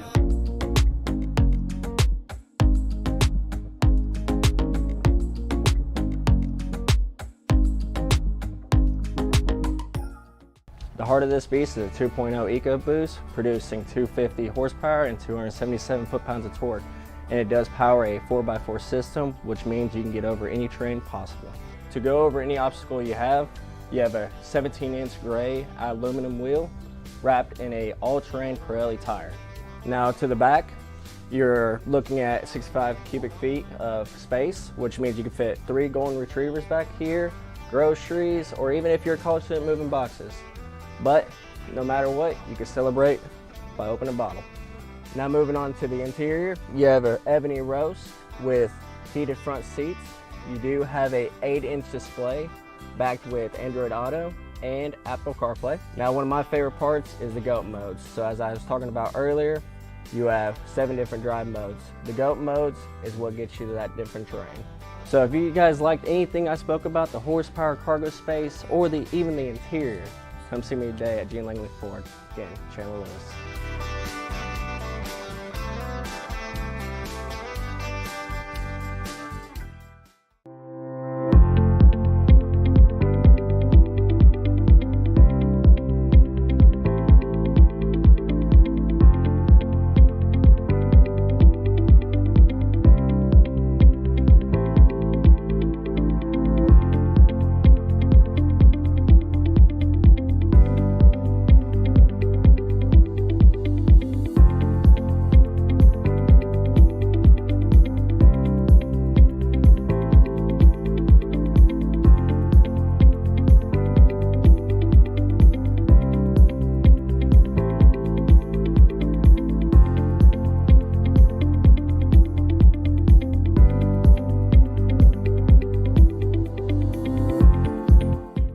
Every pest control company has access to the same products. The southeastern difference is the way we go to market. We don't believe that you should have to take out a bank loan to protect your home. You have more value to us as a lifelong customer, not as a one-and-done sale from a slick salesman. We can still be reached 24 hours a day, 7 days a week. Termite and pest control, fungus and moisture barriers, attic installation, or just about anything else. Our services are guaranteed. 731-660-1052. Hey everybody, this is Chandler Lewis with Gene Langley Ford. Today I'm going to talk about the 23 Bronco Sport Badland.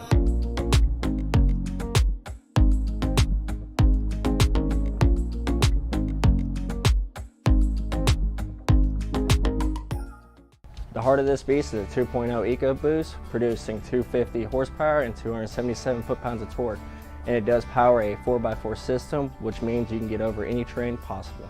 To go over any obstacle you have a 17-inch gray aluminum wheel wrapped in a all-terrain Pirelli tire. Now to the back, you're looking at 65 cubic feet of space, which means you can fit 3 golden retrievers back here, groceries, or even if you're a college student moving boxes. But no matter what, you can celebrate by opening a bottle. Now moving on to the interior, you have an ebony roast with heated front seats. You do have a 8-inch display backed with Android Auto and Apple CarPlay. Now one of my favorite parts is the GOAT modes. So as I was talking about earlier, you have 7 different drive modes. The GOAT modes is what gets you to that different terrain. So if you guys liked anything I spoke about, the horsepower, cargo space, or even the interior, come see me today at Gene Langley Ford. Again, Chandler Lewis.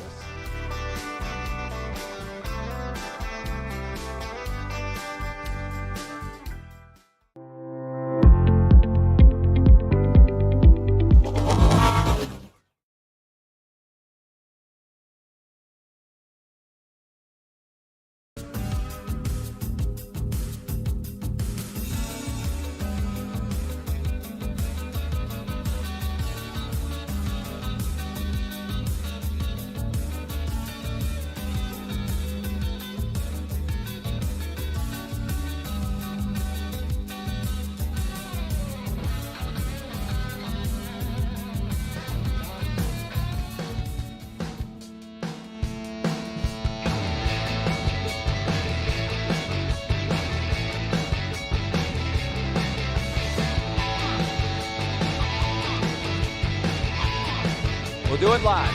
We'll do it live. Do it live. I'll write it and we'll do it live.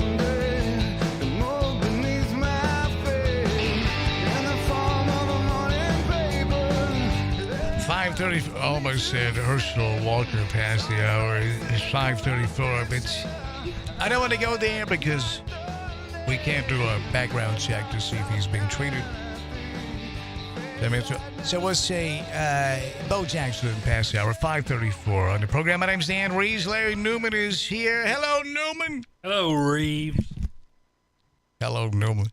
And Gina Langley's in the house. Hi, Gina. Hey, Danny. Great to see you again, Gina. You too, Dan. Just like yesterday. Gabe Hart is here. Hi, Gabe. How are you? Hey, Danny. I was just trying to Did it have the same effect? You have to be more breathy, Gabe. You need more breathy. That's right. Why didn't you sing me happy birthday? Standing outside in front of a, what was that, the Marilyn Monroe. There's a long list of reasons. Larry? That's who should have gotten to do it. Larry should have done it. Larry should have recreated the Marilyn Monroe Happy Birthday, that Rhonda Mr. did that President. at John's party. She dressed up like Marilyn Monroe and sang "Happy Birthday to you." She did the job. She did. She was my girlfriend at the time. Yeah. Glad we brought that up. On. She had the things you do for your husband. She wore you a know? blonde wig, and I said, "Would you please consider wearing that tonight?" And pretend I'm James. No, pretend I'm JFK and RFK. It was a fun night. That was an attempt at humor. It failed. You had to dumb it down for You the don't have to weatherman. dumb it down. It just For the fell weatherman? flat. Yeah, it did, sure did. Great to have you here, folks. Gabe Hart writes an opinion piece here at News Talk 96.5 FM. You can read it at newstalk965.com and on our social media platforms as well. And Gabe also does a tremendous podcast. Gabe, the election is coming up, next week? Yeah, right? Tuesday, 6 Tuesday. days. So Monday and Tuesday, we're going to run from 1 to 3. Going to run all of the podcasts Gabe has done, sit-down conversations with the mayoral candidates. We're going to run them live on the air. Very cool. Yeah, it was really neat because you get to sit down and sort of find out who they are as people rather than because let's be honest, the mayoral race has kind of gotten a little crazy, some mudslinging, some myths and disinformation out there, and people are kind of running with it. So I don't believe that for an election and politics in America. This is America. I'm proud to be an American. That's on the up and up. When you start doing that, we're all going to start saying, proud to be an American. I love that To drown song. out these facts. I love that song. I did love it, but then Lee Greenwood, he went off the rails too. Like nobody can be. Well, that doesn't mean the song isn't good. I don't know, man. Do you still listen to Michael Jackson? Jackson? His I never music? listened to Michael Jackson. I mean, he was kind of a whack job, but I liked his music. Michael Jackson? Yeah. Why would you say that? Just because his nose slid off of his skull? And At some point, a doctor should step in and say, hey, Mike, your nose slid off your skull. I think we need to dial back on the amount of plastic surgeries. Johnny Carson had a great line. He said, Michael Jackson was a handsome young man who's turned into a lovely young lady. A middle-aged white lady. You know what happened to him? He surrounded himself with yes people. You know, I'm good with that. Yes, you're right. Yes, you you're have right. to have authentic people in your life to go, hey, Michael, your nose is about to slip off your face. Stop it. Yes, Gina, you're right. Stop it. Yeah. Larry Thank you. is great. Thank you, Larry. Okay, let's get some phone calls holding it, and we have some questions. Want Gabe to yes. Yeah, I do want to say we're not on camera, Dan. I've got my Jackson Pride shirt on today too, and nobody can I just see it. noticed that. Yeah. Have you been working out? No, it's just the shirt is smaller. but that's the secret. That's the trick. So He's wearing his little sister's shirt. Yeah. No, it's Jackson Pride. What is it? It's got the Tennessee 3-star logo on it. Well, yeah, it's the LGBTQ A, B, C, D, E, F, G. group. That's why the camera. Well, I mean, obviously, this is. Is it coming on now? Oh yeah, I'm about to get it booted back up. But when you wear that out here in Jackson, do you have people stop you and say nice things to you, nasty things to you, say anything to you? No, Chris Todd tried to have me arrested once just for wearing it. Are you kidding? No, wait a minute. He didn't really. No, he didn't. Come on. I mean, he might have tried to do that had he seen me in it. You were trying to get in a brunch. He's a great Would guy. have been trouble. But right. Well, You there just you got go. from brunch. I was going to ask you that. Way to go, Larry. Yeah, let's get a phone call. Then we're going to get into some subject matter here live on the program. You're live with us here on News Talk 96.5. You're on the air. Go. Dan, I know you don't love the advanced rehab text line as much as I do, but you may want to check it. This is a video that's going to be released. I find it to be pretty funny and informative from Scott Conger. You'll be able to pull it up. It's on my phone number on the text line and play it. But it's a little 30-second clip that they're going to start running because there has been so much information out there that's false. One of the things that Mayor Conger is being accused of is going by an alias because his name is Robert Scott Conger, and on the ballot it says Scott Conger. So where did all this Robert come from? So he addresses it on that video. That's a great question. Yeah. Who is this? It's a phenomenal. I mean, I can't believe a person would go by their middle name and not their first name. It obviously speaks of nefarious behavior. I tell you, I know I'm getting my lawyer involved here because that's a great question. Melissa, will you call Mark Donahoe, please? Because we're going to find out why people don't go by their first name and go by their middle name. Like an alias. Exactly. C. Mark Donahoe, Charles Mark Donahoe. It's our lawyer. We're going to find out. So Scott Conger is an alias. Is that what we're saying? Close. No. It's his middle name. So we're going by, if you go by your middle name, which I actually do. My first name's William. So I actually go by my middle name too, but that's only because that's my stage name. Dude, you should have gone by William. Why are you going by Chuck? Well, my son goes by William. William Walker. Every man in my family's named William. So I mean, that's got every now and again. That's what you do, right? Really? You change your name up. Like that's such great alliteration. I'm going to start calling you that from now on. he could be Billy Walker. No, we can't do Larry, that. will you shut it? Sorry. I apologize, Chuck. No, let's not do that. It's, okay, so now who's doing this, Chuck? Scott Conger has actually released this video, and this is to the people out there. It's a campaign video. It's a promotional video, and he's just literally talking about, hey, look. No, who's making a big deal out of him going by his name? Because that is a great question. Because is it the same people that exposed in that recent article when it said Metro Jackson's population jumped up to 186,000, and that didn't get past them, and they said, "Aha! That's not the city of Jackson. That's Jackson Metro." And I said, "You're right about that. You know how I know? Because that's what they said when they released it, that it was Jackson Metro." So, yeah. Yeah. This is there is a mayoral candidate, and this particular candidate, I believe, has strong encouragers and influences from other groups of people to do what is commonly referred to as the dirty work, so other candidates can remain clean. And so that is my guess. I have no idea, but one particular mayoral candidate is going after the mayor because on the state ballot or the state registration, he signed his name as Robert Scott Conger because that is his name. And on the mayoral ballot, which you could use whatever you go by, right? Like if, your name is, Joe Smith III and people call you Trey, you could go by Trey Smith, right? That's kind of how that works. And so you go by your common name on the mayoral ballot. Well, this threw a particular group of people for a loop.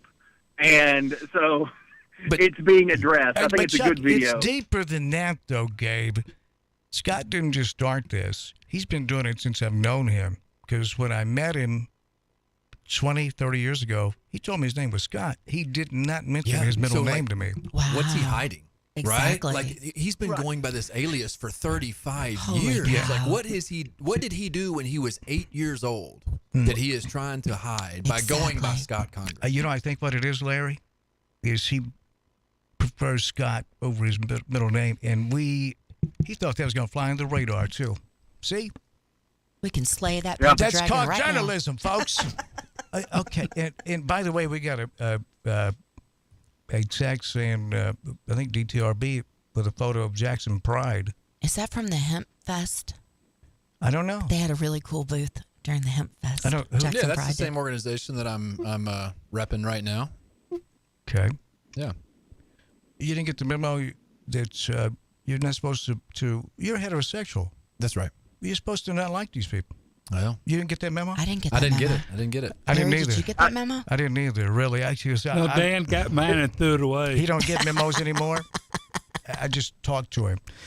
Okay, Chuck, so now I got it right here. Should we play it on the air? Chuck? Yeah. There's no profanity or anything. It's actually a campaign video. Thank goodness. Okay, then we're not interested. Send us something. No, okay, I'll play it right now. Chuck, you set it up again. Tell us what this is. Chuck, send it over to us.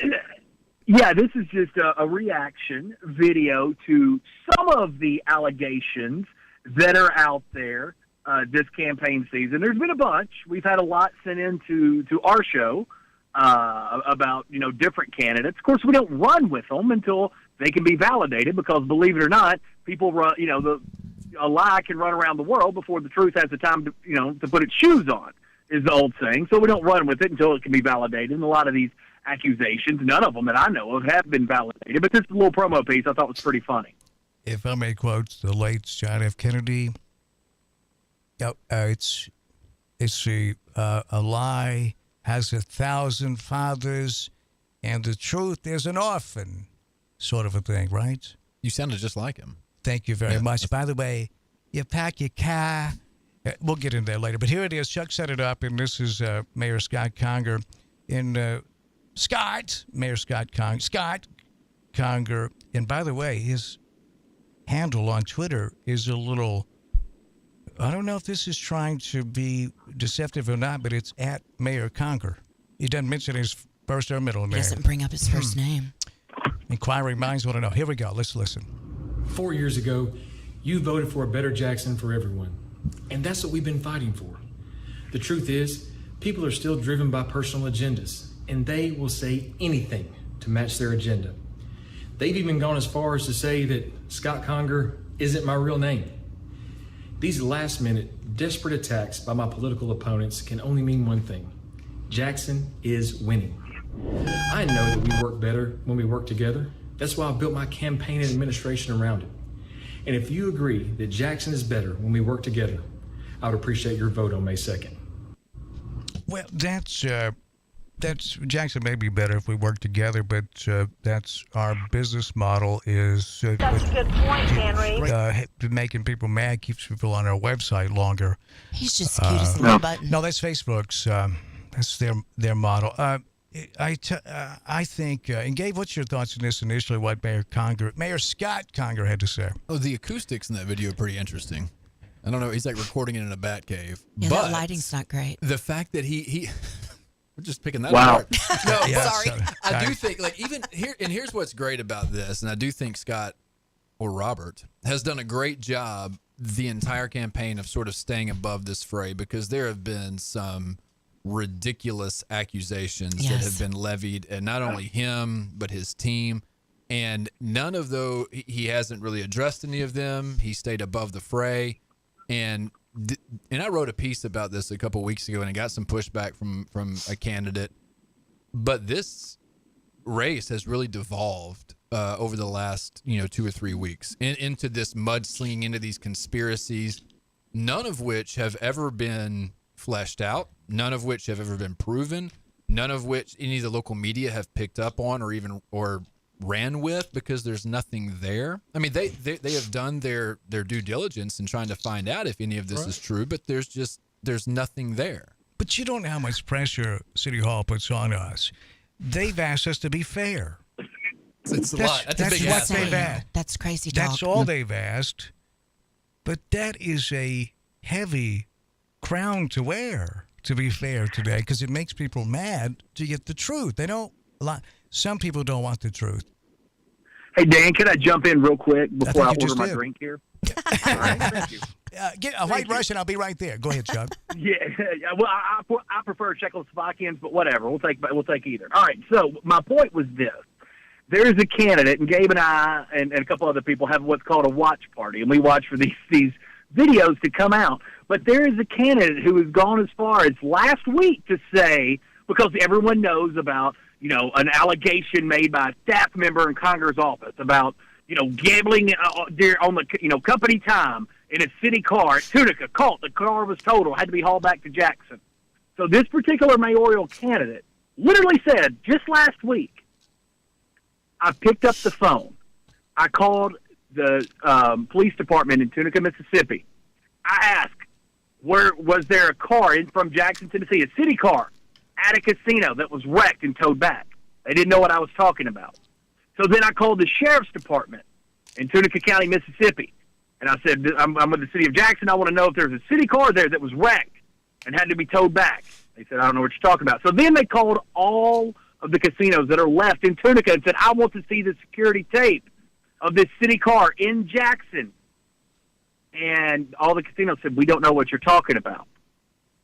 So this particular candidate landed on, guys, you know what this means. This is a cover-up. Wait, you're saying this is a dual state cover-up? So Mississippi is going to take... Exactly. Okay. So exactly. We've exposed this.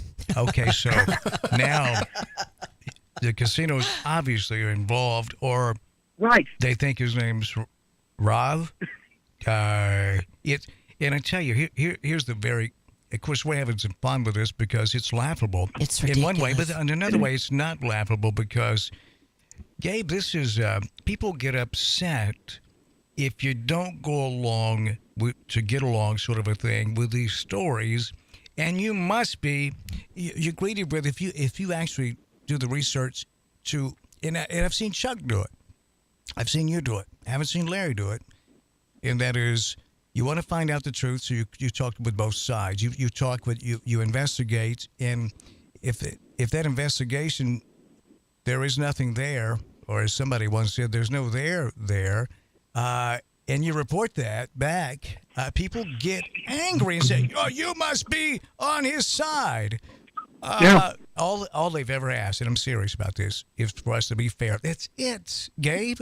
Yeah, and like, I mean, do you know if that was true?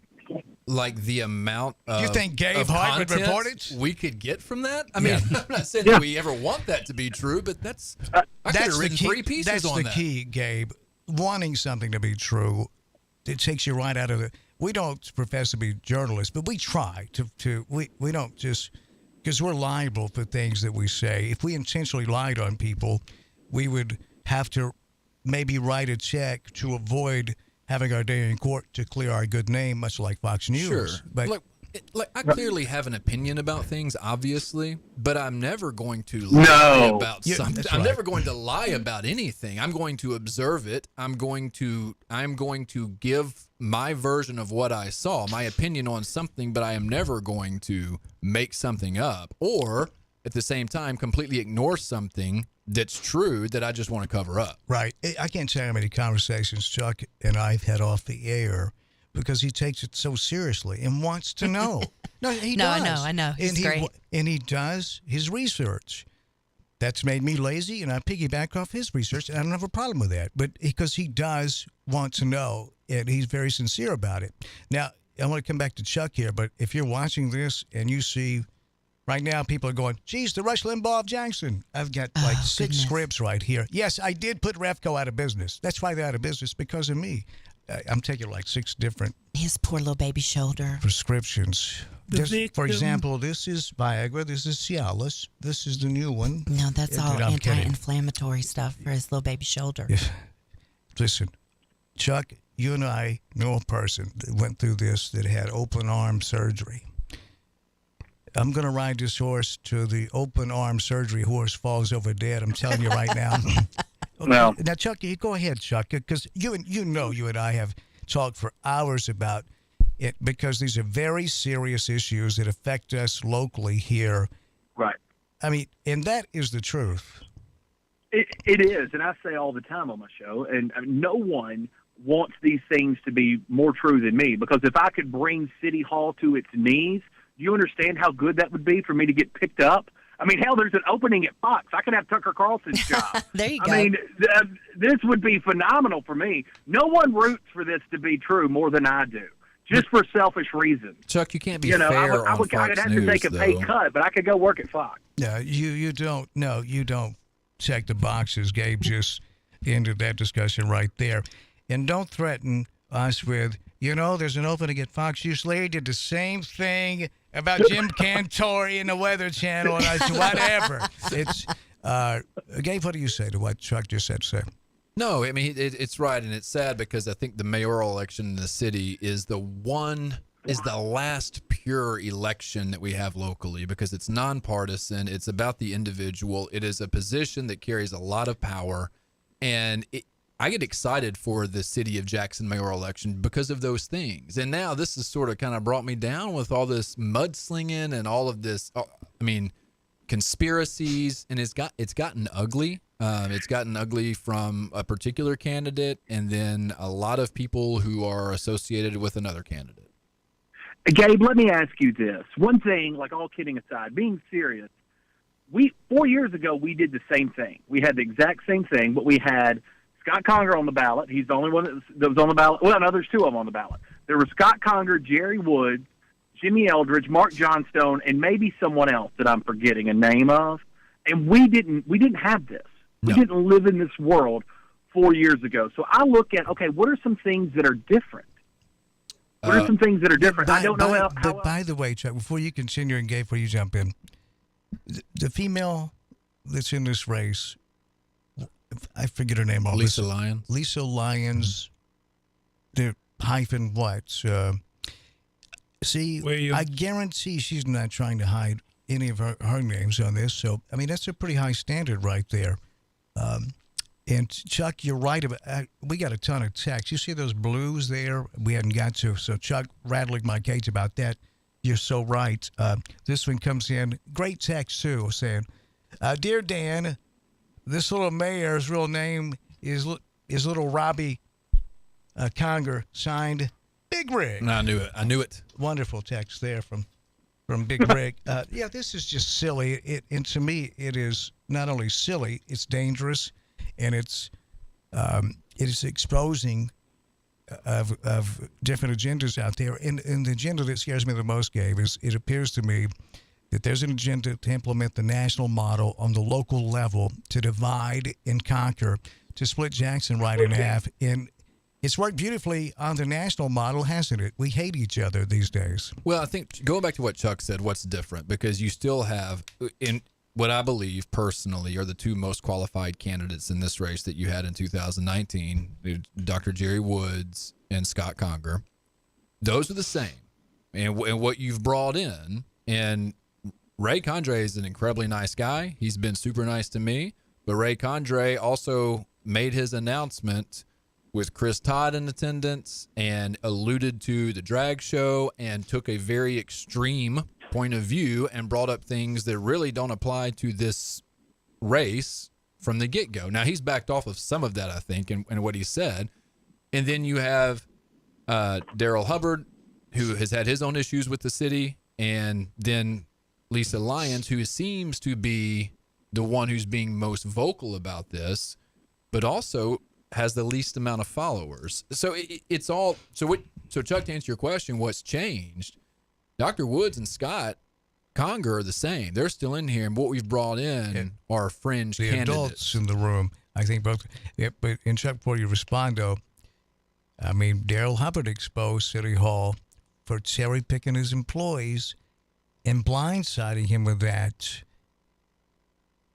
I said, you had no idea that the employee was leaving your office and going to City Hall? He said, none. I walked in and she was gone. I said, no 2-week notice? He said, yeah, there was a 2-week notice. I said, yeah. Okay, it was a delayed blindside, I guess. But of course, this is America, and you can apply for positions you deem to that may suit you better or be an advancement. So I didn't put much stock in that. But Chuck, go right ahead. But if you're white, Russian, maybe there, or Caucasian as you call it. But go ahead, Chuck. At least get the last word. Well, no, I just think it's interesting to think about. Okay, what is take the temperature of the room now, take the temperature of the room 4 years ago, and then if that temperature is different, you have to ask why. And when you start looking at the why, we have to say, okay, is this good? Is this the world we want to live in? Is this what we're looking for? And as a talk radio show host, I'd say yes, absolutely. But as a voter and a citizen of this community, I would say, you know what? This is a little frustrating because we're on the precipice of greatness here, right? We got a shot. We got a shot to really change this community in a way that has not happened since the railroad. And so, you know, I know personally I'm very torn because for talk radio, this way is much better. But for living the other 21 hours of my life as a lifelong member of this community, I think, I think we can calm the rhetoric down and just talk issues. Well, I tell you this, though. They say that, one great man once said that telling the truth in times of universal deceit is a revolutionary act.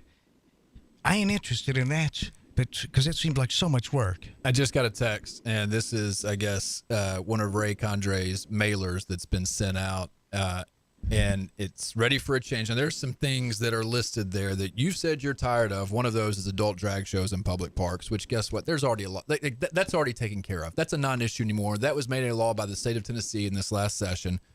That's not a hot button issue anymore. Here. And finally, that's done. And we have finally got a handle on all these drag queen brunches. So, that problem is taken care of. That was so bad. If somebody went to brunch, I assume they were a drag queen. I know. But here's what pisses me off the most. At the bottom of it, vote for Ray, a bona fide Republican.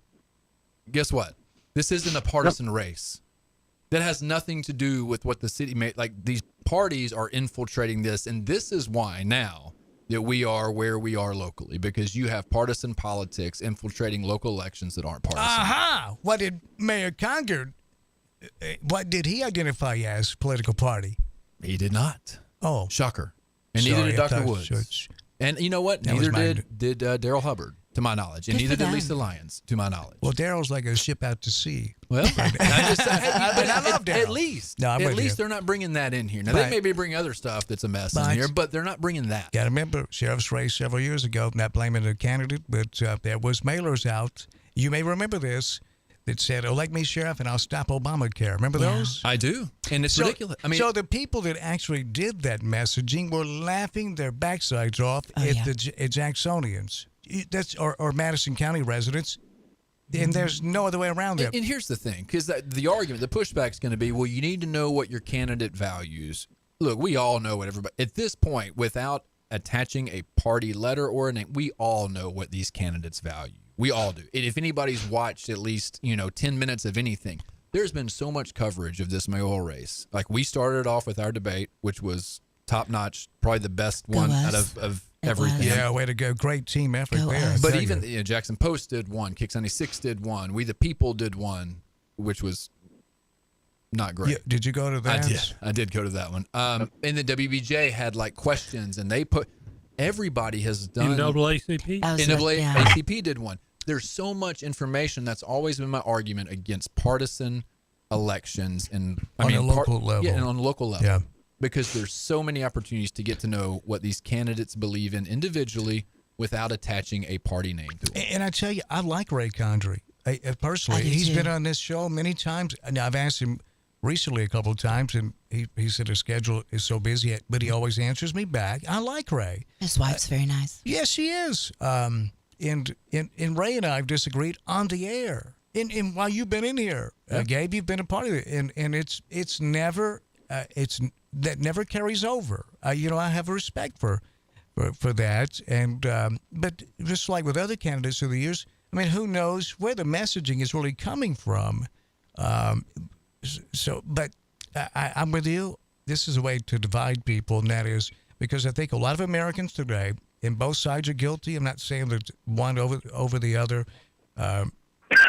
That you do what your daddy says, and your daddy is the political party, and that they treat you. I'm telling you, the American people, and this will happen locally too, on everything from dog catcher on up, that there is a trauma bond forming. We're being mistreated terribly. Watch videos of narcissistic personality disorder and read about narcissistic personality disorder. And Gabe, you tell me what's the difference between a individual with it and the way our political structure works. I don't see any difference, and I see that trauma bond, also known as Stockholm Syndrome, forming. Well, I do think there's an element of well, not even an element. All of this stuff is predicated on fear. Right, I mean they like control. This is what we're tired of. We're scared of drag shows, or we want to protect the children. And I remember when Chris Todd was in here, and he kept using the word protect, and I'm like, "What are you afraid of?" And he's like, "I'm not afraid of anything." The word protect on its own, if you are protecting something, you are afraid of what you are protecting. You are afraid of something Except happening. when it comes to guns. Those two words are connected. Yeah. And so when you use words like that, like you're signaling, they're dog whistle words. So people are afraid of these monsters that the political parties are creating that don't exist. And they get votes because that's not a monster under your bed. That's the ab lounger that you bought off a TV, Larry, and you never used. Chuck, what lounger? Ab lounge. Where you sit up machine. I use mine. I hang clothes on it. Chuck, do you have your drink yet? Are you 3 sheets in the wind? Where are you? Are you at that's how I like to do radio. Obviously. It's uninhibited, my man. Chuck, that's really good stuff. And I'm proud of you how seriously you take these very important subjects. Because it's good stuff. You could do like Larry and come in and say, hey, where's the forecast? Somebody print it off. Why are you picking on Larry? Because that's what I do. It is what you do. Chuck, thank you very much. This is very serious stuff, though. But laughter is medicine.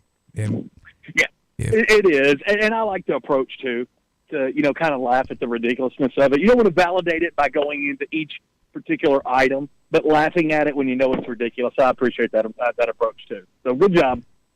Was that a shot at me? I'm just asking. No, that was just praising Congress video. But yes, and you too. It's all about Dan. YouTube. No, Chuck, thank you very much. Appreciate you pointing that out. And I'll chat with you soon. Did he hang up? Yeah. No, you don't hang up on us. It's we. He You got his stay till drink. we I hang think up he on you. hung up on you. I think He's got done. his- I think I he think fell he hung over. up. The only thing Scott's video was missing was Mean Gene Okerlund. Somebody, I mean, it looked like Don't it you was. ever attack Mean Gene No, like I'm that. just saying that's what they. I I thought don't this know who was that like is. a. Oh, I thought he was cutting a promo, like a wrestling promo. Oh, WWE. yeah. Lance It had Russell. weird lighting. WCW. Yeah. Yes, Lance Russell. Right, and he was kind of back in the hallway Like or a brick something. wall yeah, behind like I him, thought he was yeah. gonna go Road Warrior Hulk on somebody. Yeah, if you Ric we, Flair. we played the Oh, audio. that would have been. We played the audio off of that. Obviously, if you could have seen, you can watch the video. It's on Mayor Conger's, Robert Scott Conger's social media platforms. There's a Bobby. video to it, and he's smiling. But he's addressing it though, and I'm glad. I mean, the superintendent came in the other day, Gabe, Dr. Marlon King, along with his number 2, Dr. Ricky Catlitz, and addressed something that's been going around out there. And I've heard that it originated. I don't know. Maybe you do know where this originated with going after Superintendent Dr. Marlon King for using the budget for doing things very irresponsible, like sending school children to see the Grizzlies play. How dare he? And the man is addicted to heavenly ham and honey baked ham. But actually, when you read inside of it, how many people did he feed for that? And gone from 11 million in reserve up to 23, 26 million in reserve. It's increased under his watch. So the truth, if it was being fiscally responsible for the budget, and he's not asked the county commission, who controls the purse strings, for any extra money, and the reserve is doubled. Well, we know right there that's not about fiscal responsibility. So if you actually investigated it, went inside the numbers to find out, okay, what's this for? But when you use that to kind of muddy the waters, that's what it looked like to me. That's just me. Yeah, well, I think where it originated from is I think Gary Deaton wanted it, and so he went to someone and asked for it rather than just going to Dr. King, and that's how this all got out there. So that's how it started. Well, you know, these people are friends of mine. Gary Deaton is, Chris Todd is, many of them, and well, I'll invite them to come in Me and too, talk Dan. about this. Yeah. Me and Gary Don't and believe Chris that. hang out on the weekends. Really? At the Pride Fest. If I'm not They have Jackson Pride shirts too. Now They I just know. don't wear Now it. I know you're making I'm it the up. only one that I'm like, guys, wear If I that, find wear it out- out with me, and they won't do it. If I So- find out that y'all are going bowling, you, Chris, well, what I tell and Gary, them too, not I'm invite me. You know, it's like to make it look like Gina says. She asked if I've been working out. I was like, no, the shirt's just smaller. So I get Gary a medium too, and I get Chris a small. There you go, and, looking out for like, them. Yes. There you go. But they won't wear them. Yep. Darn it. Well, let's try this call next here. You're live with us. And we're running over just a bit because Bree's not going to make it tonight. She's got to host the show from 6 to 7 on Wednesdays because she's got, and her, Larry, we make it up. We need to talk with her. She's got a lot Got to a do. pencil? You've got a pencil, use it. And she's got a lot of things going on because it's nearing the end of her senior year of high school. She's using that in studies to get out of How work. dare her. Bree, don't you think we see what's going on here? She needs to get her priorities in I order. know it's all right. Phone Maybe calls. we can use that as an example. As a Can what? you pronounce your words? Would you? As an example. You're slurring your word. You got the white Russian. Okay, you're next up with us here live on News Talk 96.5. Go.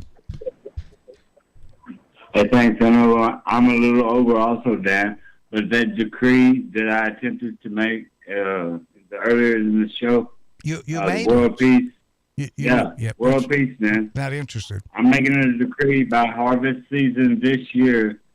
You know, we're going to have a year of Jubilee. That's the only solution. It's the only way out. Amen. Unity.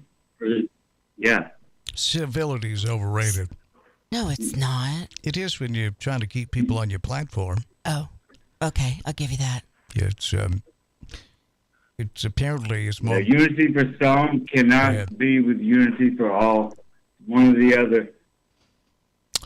Josh, well said, Love sir. y'all. Well stated. You're setting the bar way too high. Your goals, it ain't gonna happen. But Josh, thank you. I always enjoy chatting with you. We're in the Gene Langley Ford Studio in Jackson, Tennessee. It's nice in here, isn't it, Larry? Yes. Perfect. Back to the one-word answers. One-word That's answer. where you need to stay. One syllable. Yeah, Example yeah. had 3 syllables. Larry stretched into 5 syllables somehow. Yeah, but we get the barometric pressure from Bemis. That's what matters. Yeah, it's Yes. Yes. okay. You swallowed the end of yes, and it turned into you're. Do you have a little wet bar situation and cocktails going on over Yeah. there? Well, it's Gene Langley Ford is at 3500 Eastern Drive in Humboldt. The dealership that Service Truly built. Now, when you have service work done, they'll come pick your vehicle up if you live within a 15-mile radius, or your office is within a 15-mile radius. Or you could go over to the coffee shop, and you're within a 15-mile radius, and have some coffee, and call Gene, say, come get my car. Yeah. I need an oil change. And they'll do that. Now, they're not going to, the oil change is not complimentary, but picking the vehicle up, Right. taking it in, have it serviced, and delivering it back to you, that's complimentary concierge service from Gene Langley Ford in Humboldt. I have some inside information on that. They had a contest for this particular service for the regional Ford dealers, and Gene Langley Ford #1 in implementing this concierge service against some of the biggest dealers in West Tennessee. #1 Awesome. dealership that's service built, Larry. Well, it really is. And being a family-owned and operated business, you got to be better in this world of corporate giants. Exactly. GeneLangleyFord.com. Shop online 24/7 at GeneLangleyFord.com. Let's open the phone lines back up. Get up in here with us. Have we not done enough? I mean, we put drag queen brunch on the table. We put guns. Conspiracies. Yep. And conspiracy Mudslinging. Mudslinging. Aliases. AKAs. Absolutely. Yeah. The things are exposing. And by the way, so you can join us. The phone number is 731-265-6496. 731-265-6496. This is WBFG, Parker's Crossroads, Jackson, West Tennessee. We reach into 15 counties across West Tennessee. And those of you watching on our digital TV network, you're going to notice a big change, not this weekend, but the next weekend, is new systems coming in. I've opted for the soft screen. Larry will look like he's a child. Oh, that's essentially. exciting. Yeah, filters on it then. Filters. That's really exciting. Larry has chosen Brad Pitt. He'll look like Brad Pitt. Can I look thinner? I want to look thinner. And I don't think my hair's quite red enough. Can we make it a little redder? No, we can do all that. It's going to be a fantastic system. It's essentially a TV / radio station. And so we have some big changes coming up we're excited about. And the biggest of all is that changing towers to the Madison County line. Yes. That's in construction mode. Now, there was a delay a while back. Someone filed to try to stop it. So that triggered the FCC to look at it again. And they said, this doesn't affect you. And so we got to go ahead. I don't know who did it. Down. Now, Yeah. and also, but like everything else, there are some things in the mail. The check's in the mail, sort of a thing. So that's going to be completed before you know it. And the thing I love about this, nobody here asks about that because things are going so well with clients and lists and downloads of our apps. Our app, yeah. People watching. We've had 15,000 people watch the replays in 4 weeks. Of the debate? No. We've our had over shows. 20,000. Okay. Yeah. And Black Tie Boxing, well over 20,000 people watched That that. was so fabulous. Yeah, I had the cutest absolutely. dress. I rented it.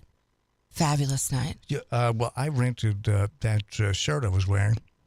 You rented your shirt? Gabe rented that shirt. No, he bought that shirt. Well, He looks like he's been working out. It was He a rent. does. It was a rent to own. Without a loan, I did it by phone. It's, Mine was the Diane von Furstenberg. pardon? A what? Diane von Furstenberg, the dress I wore to Black Tie and Boxing. It was She's gorgeous. a designer out of Bemis. No, she ain't out of Bemis. No. It must be a different Diane. Fabulous. Fabulous. Sorry. Well, that's Trenton. fine. Larry's wearing some Ralph Lauren socks. It was a She's gorgeous not wearing dress. socks. Fun night. Yeah, it was a great night. Download our free apps, our free mobile apps. You can watch the programs on our app, or you can listen. And you can go, our website's embedded in the app. A lot of different features on there that you can't get anywhere else. If you have an Apple product, go to your app store and download the app for News Talk 96.5 FM. That's us. And then, of course, for Android, go to your Google Play Store and look for News Talk 96.5 FM and download our free mobile apps and take us with you wherever you go. We want to go with you. Yeah, it's. I know it's weird, but we Speaking follow of going, you. where are we going tomorrow at 3 o'clock? We're going to be at Bourbon and Barley's tomorrow. It's the NFL Draft Preview Show. Woohoo. We got to talk some NFL. Maybe we do can. need Maybe to we talk don't NFL. have time. Absolutely we do. The NFL Draft is tomorrow. We're going to do the preview party. So from 3 o'clock to the draft starts, essentially from 3 till 7. By the way, the Grizzlies play here tonight as well. This is it, too, for them, isn't it? No. They have to win? Look, they do have to win. Yeah, yes. they have to It's win. a must-win, and I think they're going to get tonight. That's going to be hard for Los they at Angeles. home or still They're in at Los home. Angeles? Okay. It was a close game, overtime game in LA. LA's got to come to Memphis. Memphis will win this, but this will be it. LA's going to win the series 4-2. Dylan Brooks is a clown. You know, you're a downer. I know. I'm sorry, but Big old downer. Yeah, well, I mean, they deserve he's it. an analyst. Yeah, well, Dylan Brooks poked the bear, and he said like to poke bears, but I don't think What'd he LeBron say? James is the bear that you want to poke. he's quite a What bear. did he say? Did he say something else? What did he say? No, just after game one, it's Right. what he said. He said he liked to Oh, poke yeah. bears. That's because, right, And yeah. now, ever since then, Dylan Brooks hasn't been doing He ought any. not He have hasn't been said poking that, any bears. Well, LeBron's been doing it all. Like, I mean, it's LeBron James. it's LeBron James. It's LeBron and, James. And that's Dylan Brooks. Like, Yeah. know your role, Yeah, kind of know your hush. place. Right, hush. Just win a few playoff series first. Then Before maybe. you start poking LeBron James. Yeah. Yeah, but Maybe I mean, start with like Anthony Davis. There you go. Or whoever that I white wouldn't kid do is that on the either. Lakers. Start with him. That's Reeves. Work He's my your cousin. way up. That's Work my your way- cousin. Yeah, Austin Reeves. Work Austin your way. Reeves. Okay, well, start with Your Austin Reeves. cousin? Yep. Oh, I'm, shoot, I'm related exactly to alike. George They Reeves said as well. he's shaking his head no, that's not your cousin. Who is? Larry. How would Larry know? I mean, he knows. He- He knows about the weather, so he probably knows. No, everybody knows about the weather. But no, Okay, what's I've the not barometric introduced him. pressure in I have Bemis? not. Who cares? Suddenly I do. I would never introduce Larry to my family, and vice versa. They've asked, please don't introduce us to that man. You just did the other day. There you go. No, that was some strangers. I was lying to you. So what was I talking about? Oh, it's NFL draft tomorrow. NFL draft. Bourbon and Barley's. Oh, and you have to teach me about the draft. I know the concept. We're getting new players on the teams, but I don't understand the process. And I think that'll be an interesting conversation tomorrow. Well, I like to focus on the human interest side of it yeah. instead of the coach's winning percentage at home and on the road. But people do need to, I hadn't thought about that. People do need to know. What the heck's going on? Yeah, so it's tomorrow, Bourbon and Barley's, 3 till 7. Come by, have dinner with us. Great dinner. I'm going to have the barbecue chicken, I'm telling you right now. And at Bourbon and Barley's, you can get after some of the top shelf bourbons that you won't get many places. Larry buys his wine, for example. It's a Q-Mart, and it drinks out Boone's of a Farm. box. Out of a box. Welch's. You just buy the grape juice, then you set it outside for a few months. You and know, then Let it ferment. At Bourbon and Barley's, they have the old fashioned they make with bourbon, and they smoke it. So they put this little cloche over it, and then light a little fire and smoke it. So it tastes like smoked bourbon. They're Sounds old like a lot. fashions. Sounds like It's a lot. quite the production Sounds too. like Sam Willard Nelson It's would do. really cool. just give me a little benchmark. That's all I need.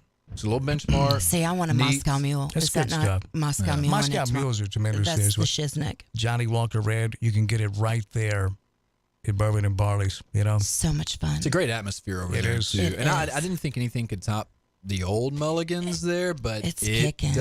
I really like what they've done with the interior of that. And the It's food very is nice. delicious. It really is.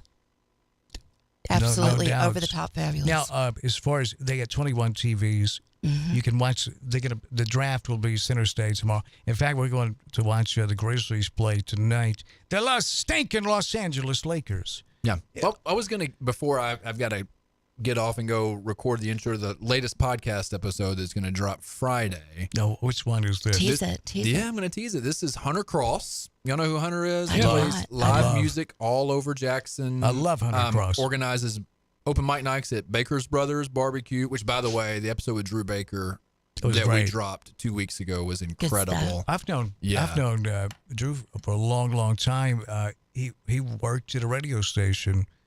He just left when I came in, but he was listening to the show, and we got to be friends years ago. His story is incredible, and he won't mind me saying this. It's all on the website. It's on the podcast. You know, he had a battle with alcoholism for a while, and it overcame that. Kind of started back over with nothing, and has built Baker Brothers into a really excellent cornerstone of culture in downtown Jackson. They've got a pinball lounge down there. Love that. It is so cool. And the fact that it's downtown, I think, makes it a little cooler too than it would be if it was just in some, strip mall somewhere, right? There's a vibe being That's fine. downtown. I prefer Midtown, but that's fine. But no, it's this text comes in on the Advanced Rehab and Medical text line, and it says, "I just watched for Gabe Hart." Gabe, did you send that text in?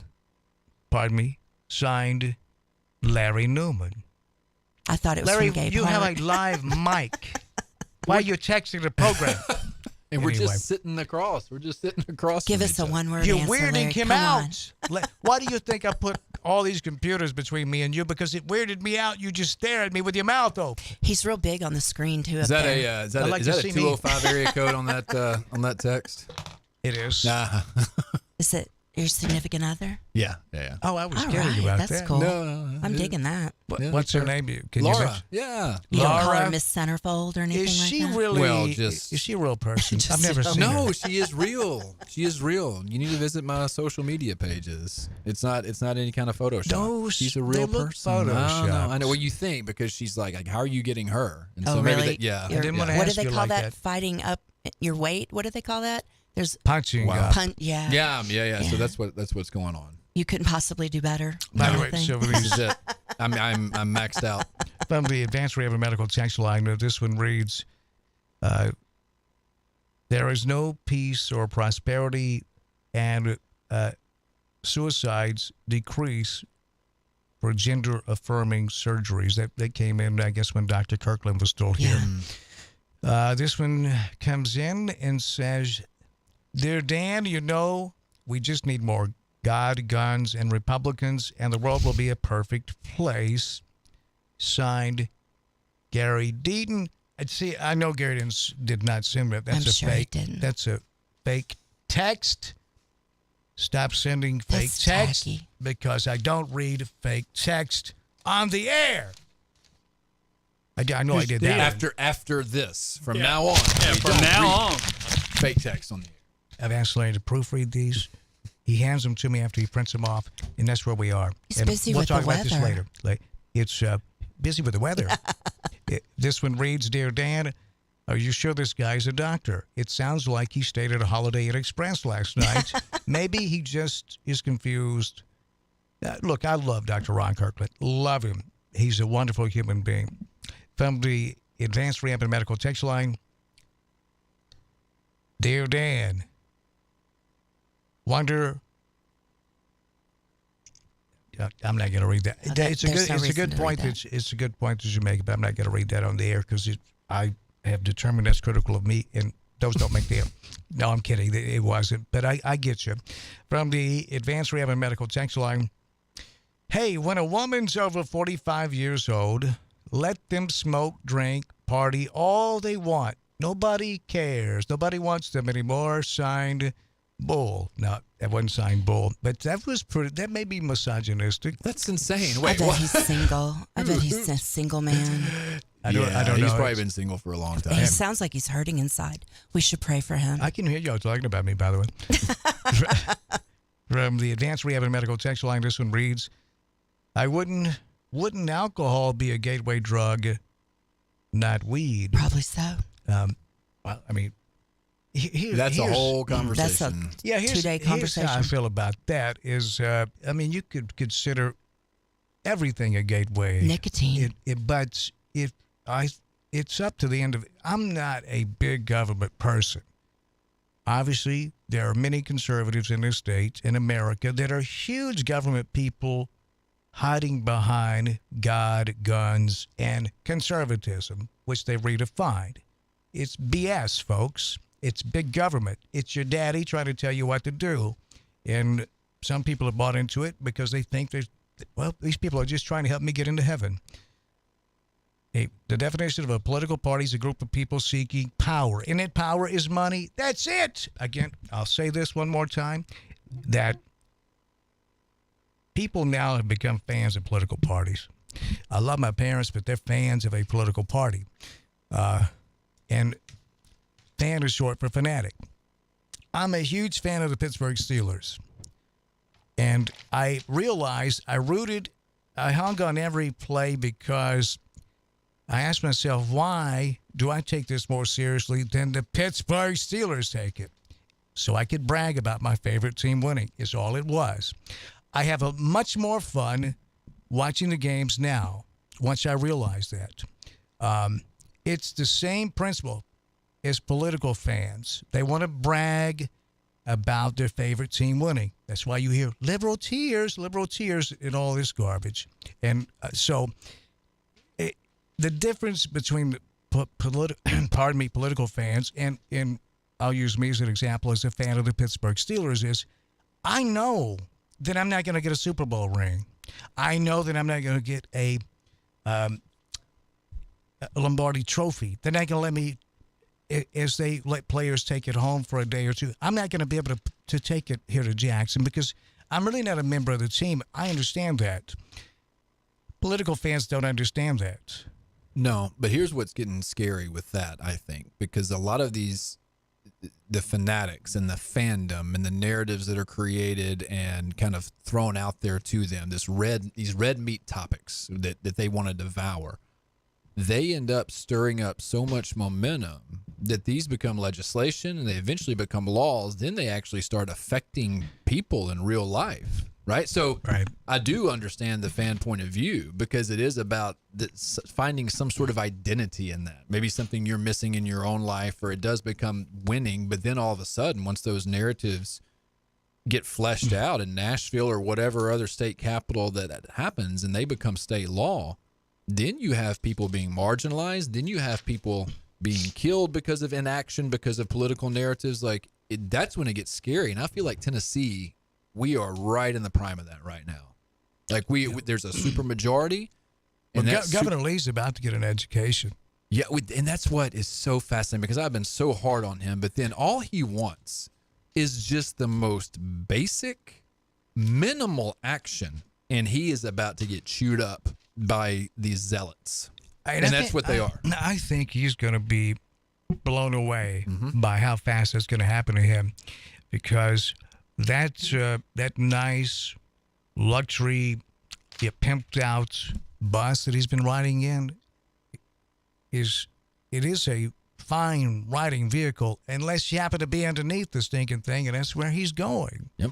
All because he wants something that shouldn't be too much to ask for anybody. And dare I say, what his constituents, the majority of the state, would find reasonable and desirable. At the very least. That is like the least thing that he could do or that our legislature could do for the constituents. Like at the very least, that's what they can do, and he's about to get hammered. The majority of Tennesseans want to see some sensible legislation to keep guns out of the hands of someone with a mental illness or a personality disorder. But what you got to understand, folks, is you only get that in representative republics. We don't have one of those. No, we do not. It's we can talk about all the freedoms we used to enjoy.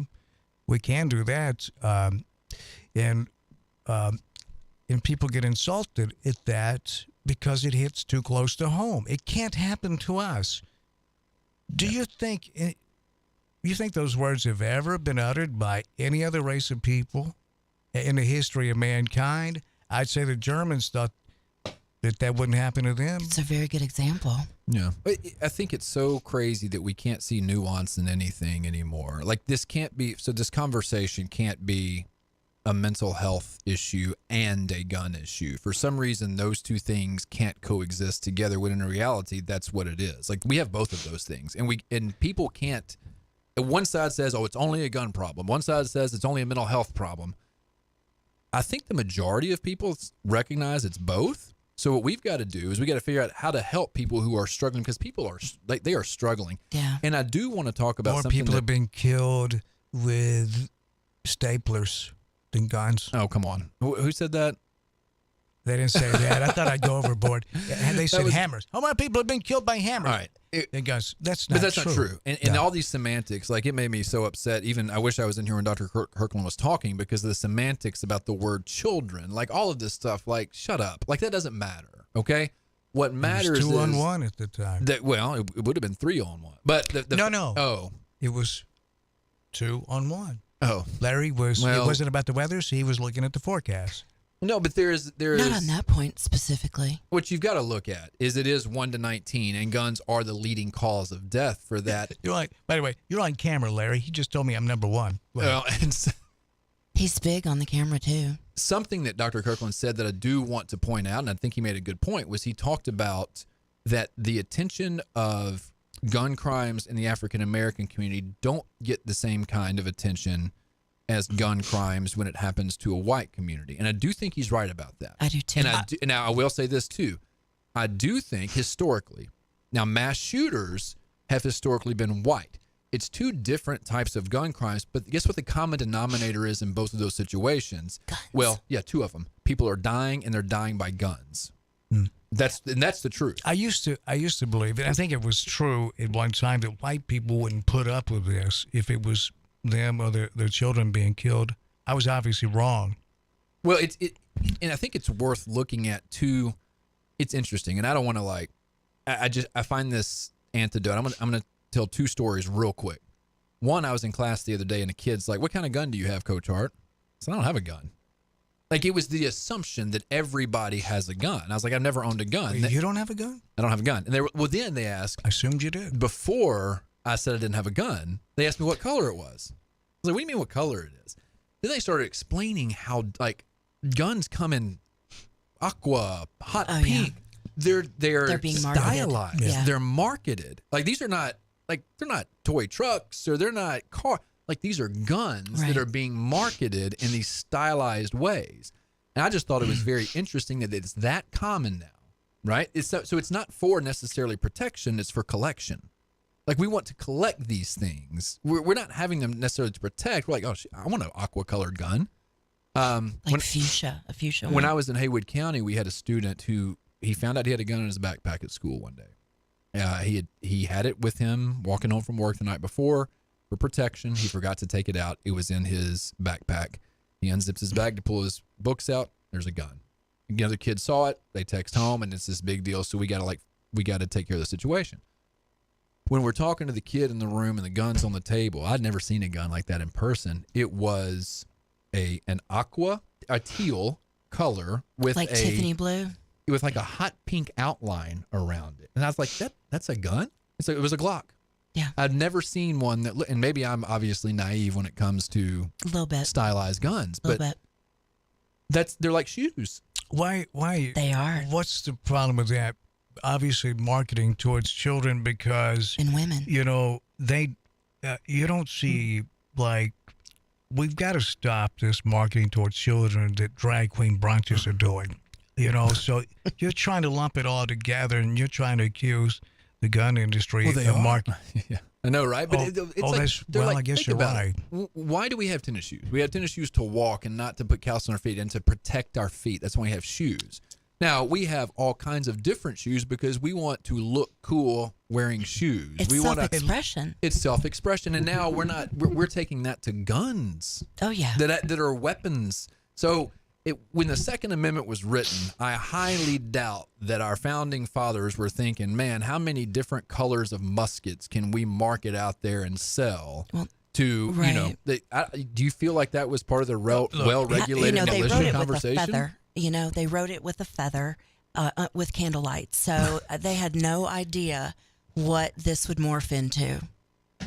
I didn't know you hated the founding fathers. No, I'm kidding. The point you make is right. Okay, yeah, but the founding fathers mean nothing to this movement. In fact, they are a problem that's easy to navigate around, and that is changing history, and that's making things up like the critical race theory in all these public schools. It never was there. That was a lie told to the American people, and unfortunately, people don't have the. I want to make excuses and say people don't have the time, but you do. And the thing that it's not that people don't have time to check this stuff out, because it doesn't take but a minute for you to use your experience of being a human living on Earth. Some things you should pick up on by simply being alive. That you watch what they do, not what they say. And when you have people saying that, okay, look, we'd love to stop school shootings, but only if we could clear this hurdle that we just can't clear of doing a background check. It's only 2023. We don't have the technology. How do we do that? Are we going to allow the guy that's... Here's how you know you're being misled. Are we going to have some guy in Walmart that sells guns determine if you're crazy or not? Now, who would really think that? That is designed to mislead you, right? Well, and I think that the legislators who are pushing that narrative are only pushing that narrative because they know that the people who want them to push that narrative are going to continue to vote them into office, and they don't want to give up that power. Exactly. And that's the definition in a political party. Is a group of people seeking power. And that power is, Gabe just said it, money. And that's it. And what we were talking about earlier when Dr. Kirkland was here, there are going to be so many stumbling blocks to who's crazy, what's crazy, the definition of how are they going to handle it, that it's going to turn into a moot point. Here's my question. Why does it have to be crazy? Because we're talking about guns, and I know that the mental health has been tagged on to that, but mental health is such an ambiguous term, and there's so many behaviors that fall under that umbrella. So I think you maybe even want to change that vernacular when you're talking about who can have a gun, because an emotionally unstable person may not be diagnosed as someone who has a mental health problem. Exactly. But they don't that need is exactly the point I was making. A weapon that kills people in that moment. And or a psychotic break. Right. Nobody needs a gun right now. No, they don't. And if you guess what? If Until you have to have your somebody's guns after you, they do. taken away for a few days while everybody but just nobody kind goes of to Walmart to buy a gun because somebody's after them. No, you better be prepared. Yeah. I mean, and if you have to have your guns removed from you for a few days until everything can settle down and people can get checked out and make sure you say that things are okay. And I know what the NRA, I know what the pushback, I know what the counterclaim is going to be. It's going to be that if you say just that, you just but what if in those few days Japan decides to invade the homeland? Well, because the only reason they didn't is because that Americans have so many guns at home. Had nothing to do with atomic bombs. Stop trying to sell that. Or lie. that we are the most funded military in the whole world. Like that doesn't matter. Okay, let's go rapid fire on some very important subjects. And let me say this about, first of all, and we'll go around the table. Well, at least till we get here, then we'll go back the other way. Then you monopolize the time and don't give us a second. Sorry, we have to have an anchor. Is that what that is? An anchor? Yeah, I'll explain it to you later. Okay. The ball and chain. I'm here to disrupt things. No, it's because I've heard this all my life, and I've never stopped to question it. I've been told that the only reason Japan did not invade the U.S. homeland in World War II is because they have too many guns over there. Okay, I'll say, all right, I'll take you. I'll give you the benefit of the doubt on that. I'll pretend those 2 atomic bombs didn't fall. And I'll ask this question. If that is true, and you say it is, why do we spend so much money on the military? Right? Yeah. No one seems to ask that question. Well, but that's me. You just did. You just, yeah. Well, it's because people make money off war and planning wars. We're going around the room, remember? Sorry. Go ahead. Got excited there for a second. No, I think people I have that problem with women all the time. They get so locked in on what they want in that moment that they forget that we have the most well-funded military in the world. Take the next 12, take us out of it, take the 12 biggest with us out of the equation, combine those 12, and they're smaller than us. And many of those are our friends, our allies. Some may ask the question, how paranoid do you have to be?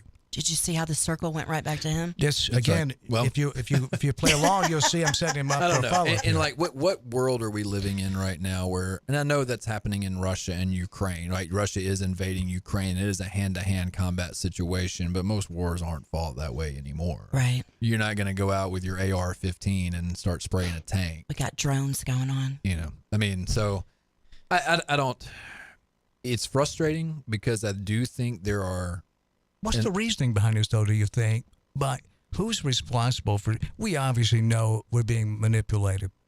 Well, we do. Some we people do. know. Not everybody knows. Well, the ones that do know, I'll put it that way. They don't, I don't think they live in a reality where they see. So But there's a reason for it. What's the reason? Just simply divide and conquer?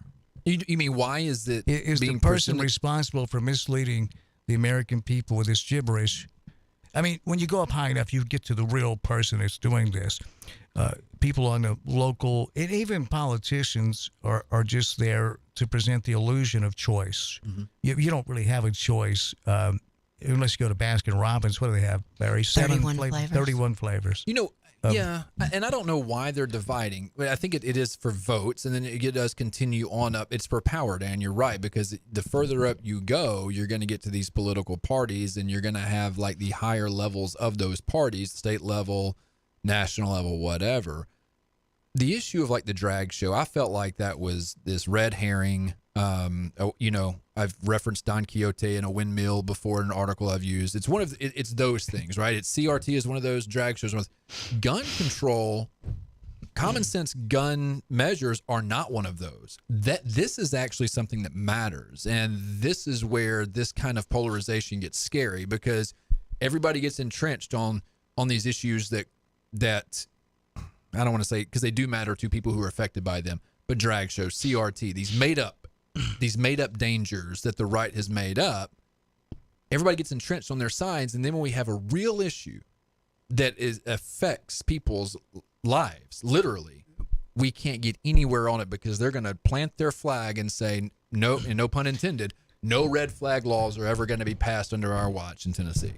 And you know, and what's about a lot of good people, my parents included, that will go along with that, and it's scary to me. Now, Gina, you had said, I'd like you to pose that same question to Gabe that you were telling me.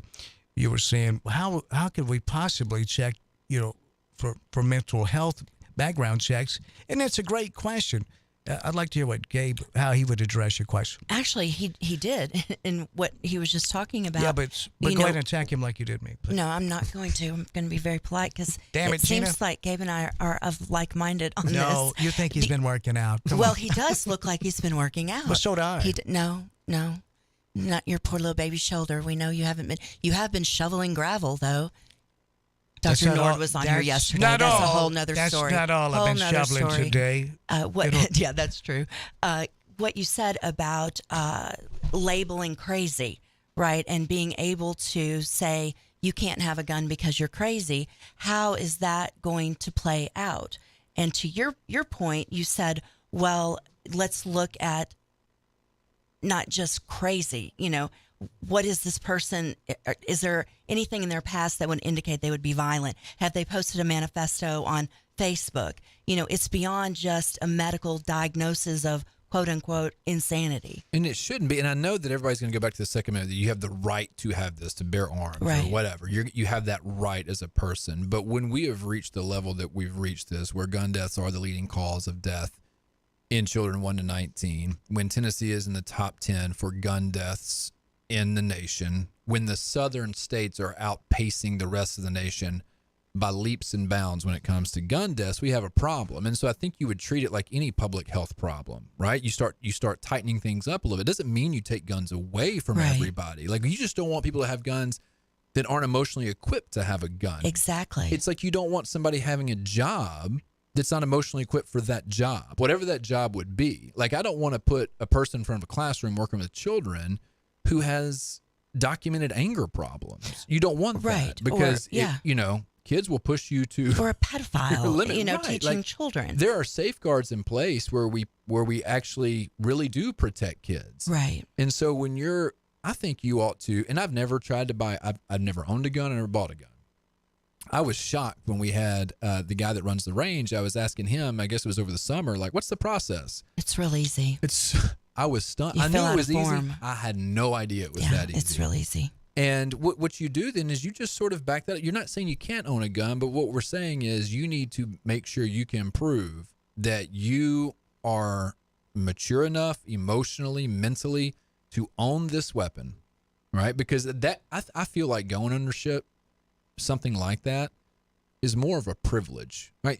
Because if you have a felony, right? If you are a convicted felon, you can't own a gun, right? So it's not like everybody has that right. If you're a convicted felon, you can't vote. So we take these things that are supposed to be rights, we take them away from some people, and I don't agree with that, by the way, right? Really? If you're like, That's interesting. the voting part. Oh, not the gun. No, part. I don't agree with that either. So especially since we have for-profit prisons, and the legislation has, a vested interest in putting people in jail and making them felons. Right, and that's the criminal justice That's a whole system is nother, a whole yeah, other whole nother conversation.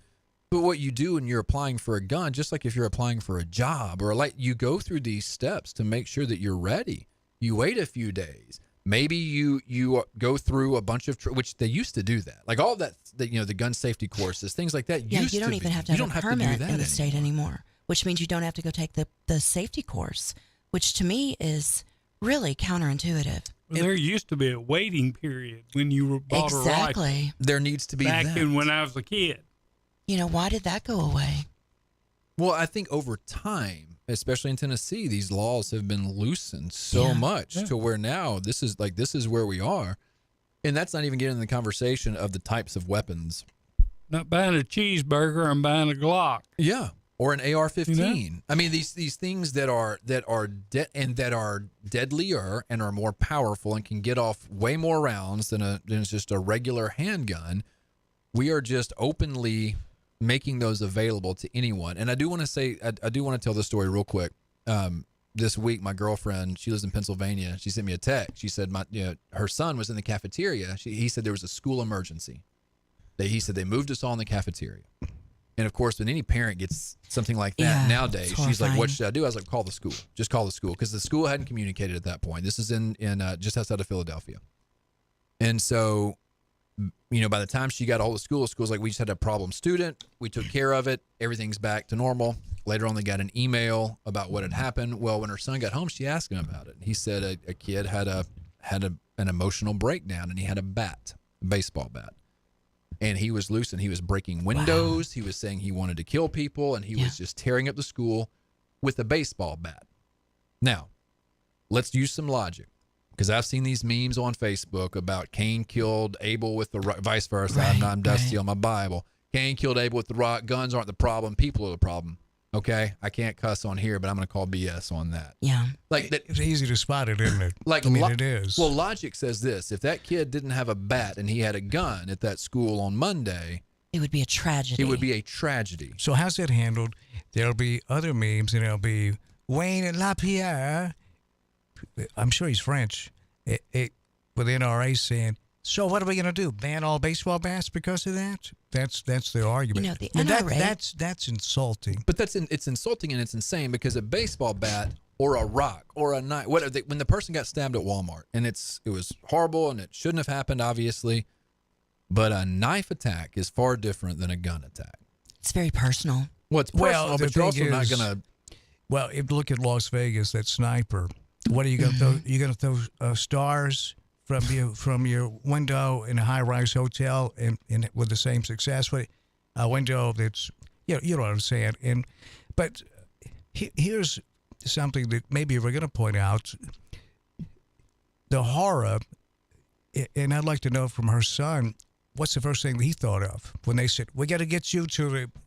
I would be thinking, if I was a kid, somebody shooting the place up. Yeah. Did he think that's, that? Yeah, and that's the world that we're in right now, and that's unfortunate. And I think the piece I wrote for the website last week was commending the SROs that we have in our schools. And if we're not going to do red flag laws, if we're not going to do any of that, and by the way, arming teachers, I'm so glad that did not pass because that is such an asinine idea. Yeah. But I would have. I mean, it would have. There'd have been some entertainment value to Miss Browning, our elementary school librarian. Bless her Trapped. Right. Yeah, she was a wonderful person.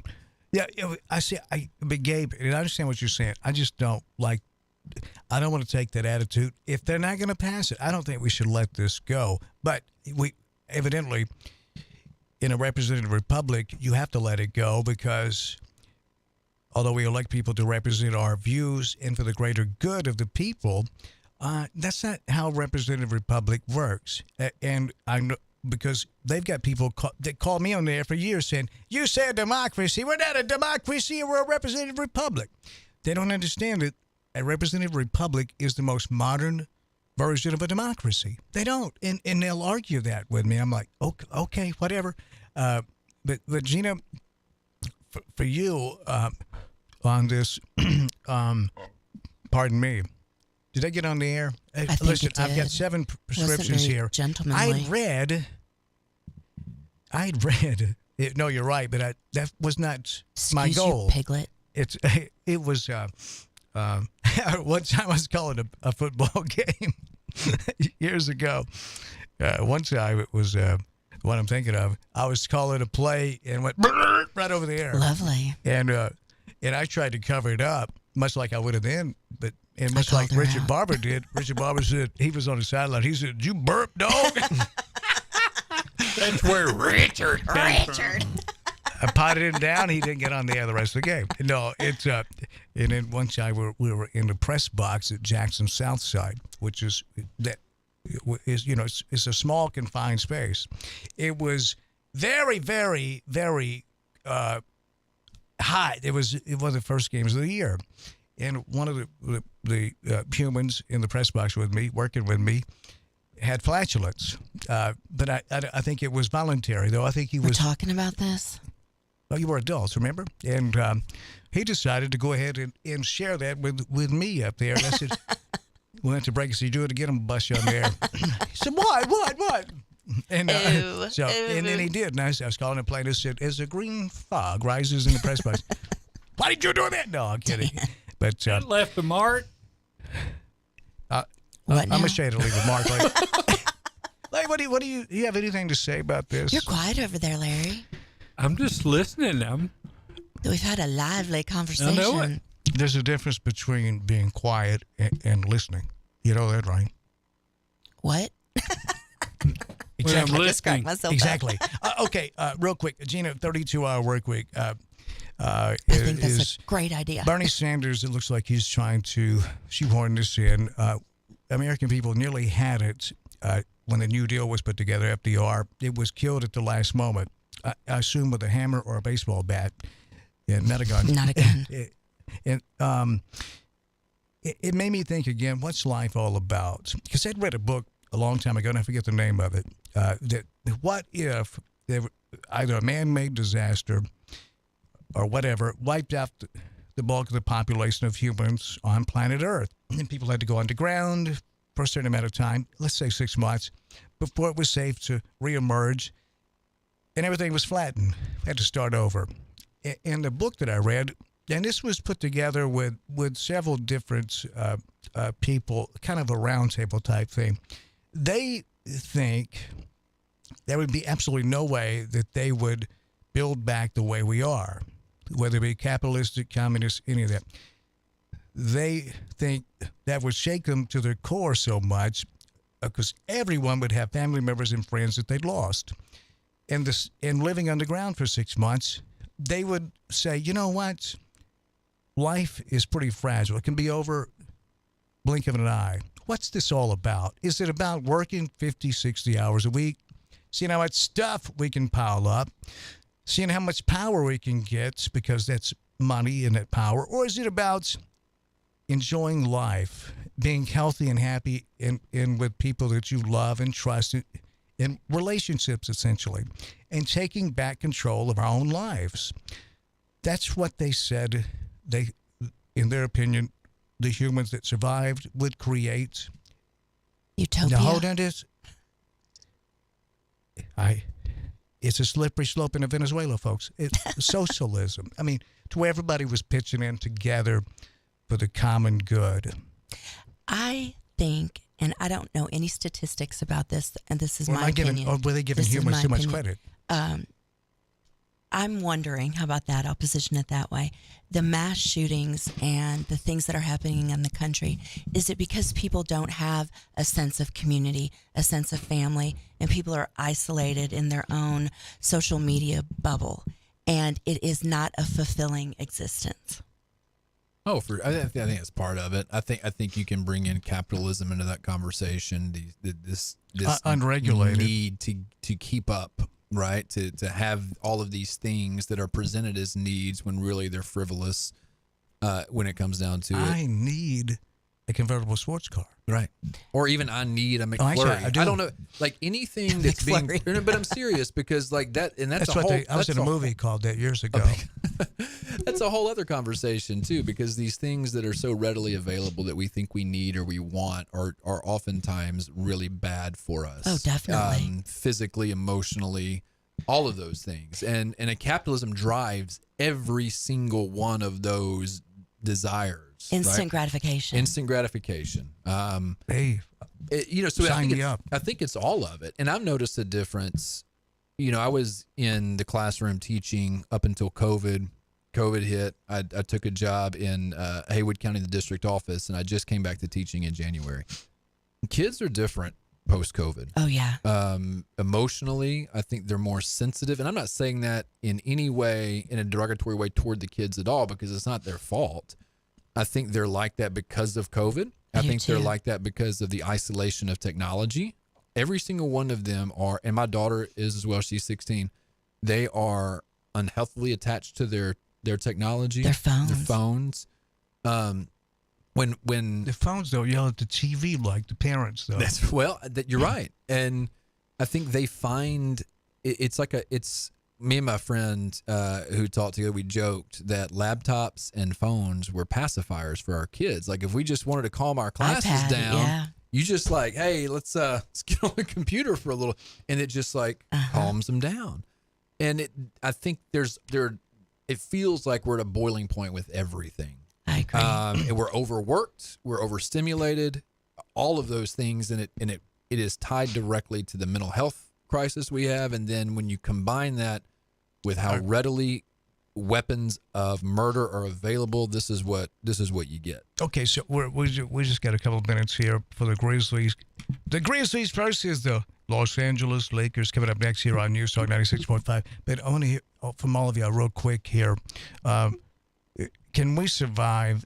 Can humans survive and keep social media and iPhones and iPads in place? Because there's been a lot of research. They know more about the human brain, how it works, than ever before, and they're using it not for the greater good, but there's a few people using that to, and it's not just for money, but it's for that power, and then the money comes along with it to manipulate human beings. Can we survive without the fairness doctrine, or can we survive with social media and iPhones and iPads? Are you asking me? Yes. I think we will survive. We'll survive. It's just going to be a lot different. Society's going to change, and this is my personal opinion. I think we're losing that connectivity. Can democracy survive? Can democracy survive? Yes, because I'm an eternal optimist. That would also be known as the ostrich berry. No, it's not. I'm very well aware of what's going on. No, it's not. Yeah, we're going to evolve. I think there's going to be a tipping point when things sort of start to come back. I don't know what it's going to take. It may take an extreme event, but at some point I do think it's going to make its way back. But there's going to be an evolution. It may not look exactly the same. It's going to be because people normally migrate to freedom. It's just how it is. Larry, what do you think? I'm with Gabe. I think we're going to have democracy, but it's going to be different. Yeah. It's going to change. It'll evolve. Grizzlies on top, 28-24. Oh, geez, they started at 6:30. Go Grizzlies. Larry, I told you. No, it's not Larry's fault. This is WBFG, Parker's Crossroads, Jackson, West Tennessee. The Grizzlies, I guess they changed the start time Probably because of the corporate TV, but we join them in progress. Fat Tuesday 190 Octane, Cat 5 Hurricane, or Miami Vice. Or create your own signature drink with 12 delicious flavors to choose from. Grab your friends and book your next birthday party or girls' night out at the new Fat Tuesday Memphis, located at 8 South Main Street, where we get the party started. Rehearsals for the school play were really coming along. Bigger smile, Mr. Squirrel? Until a custodian accidentally threw away the costumes. Oh no!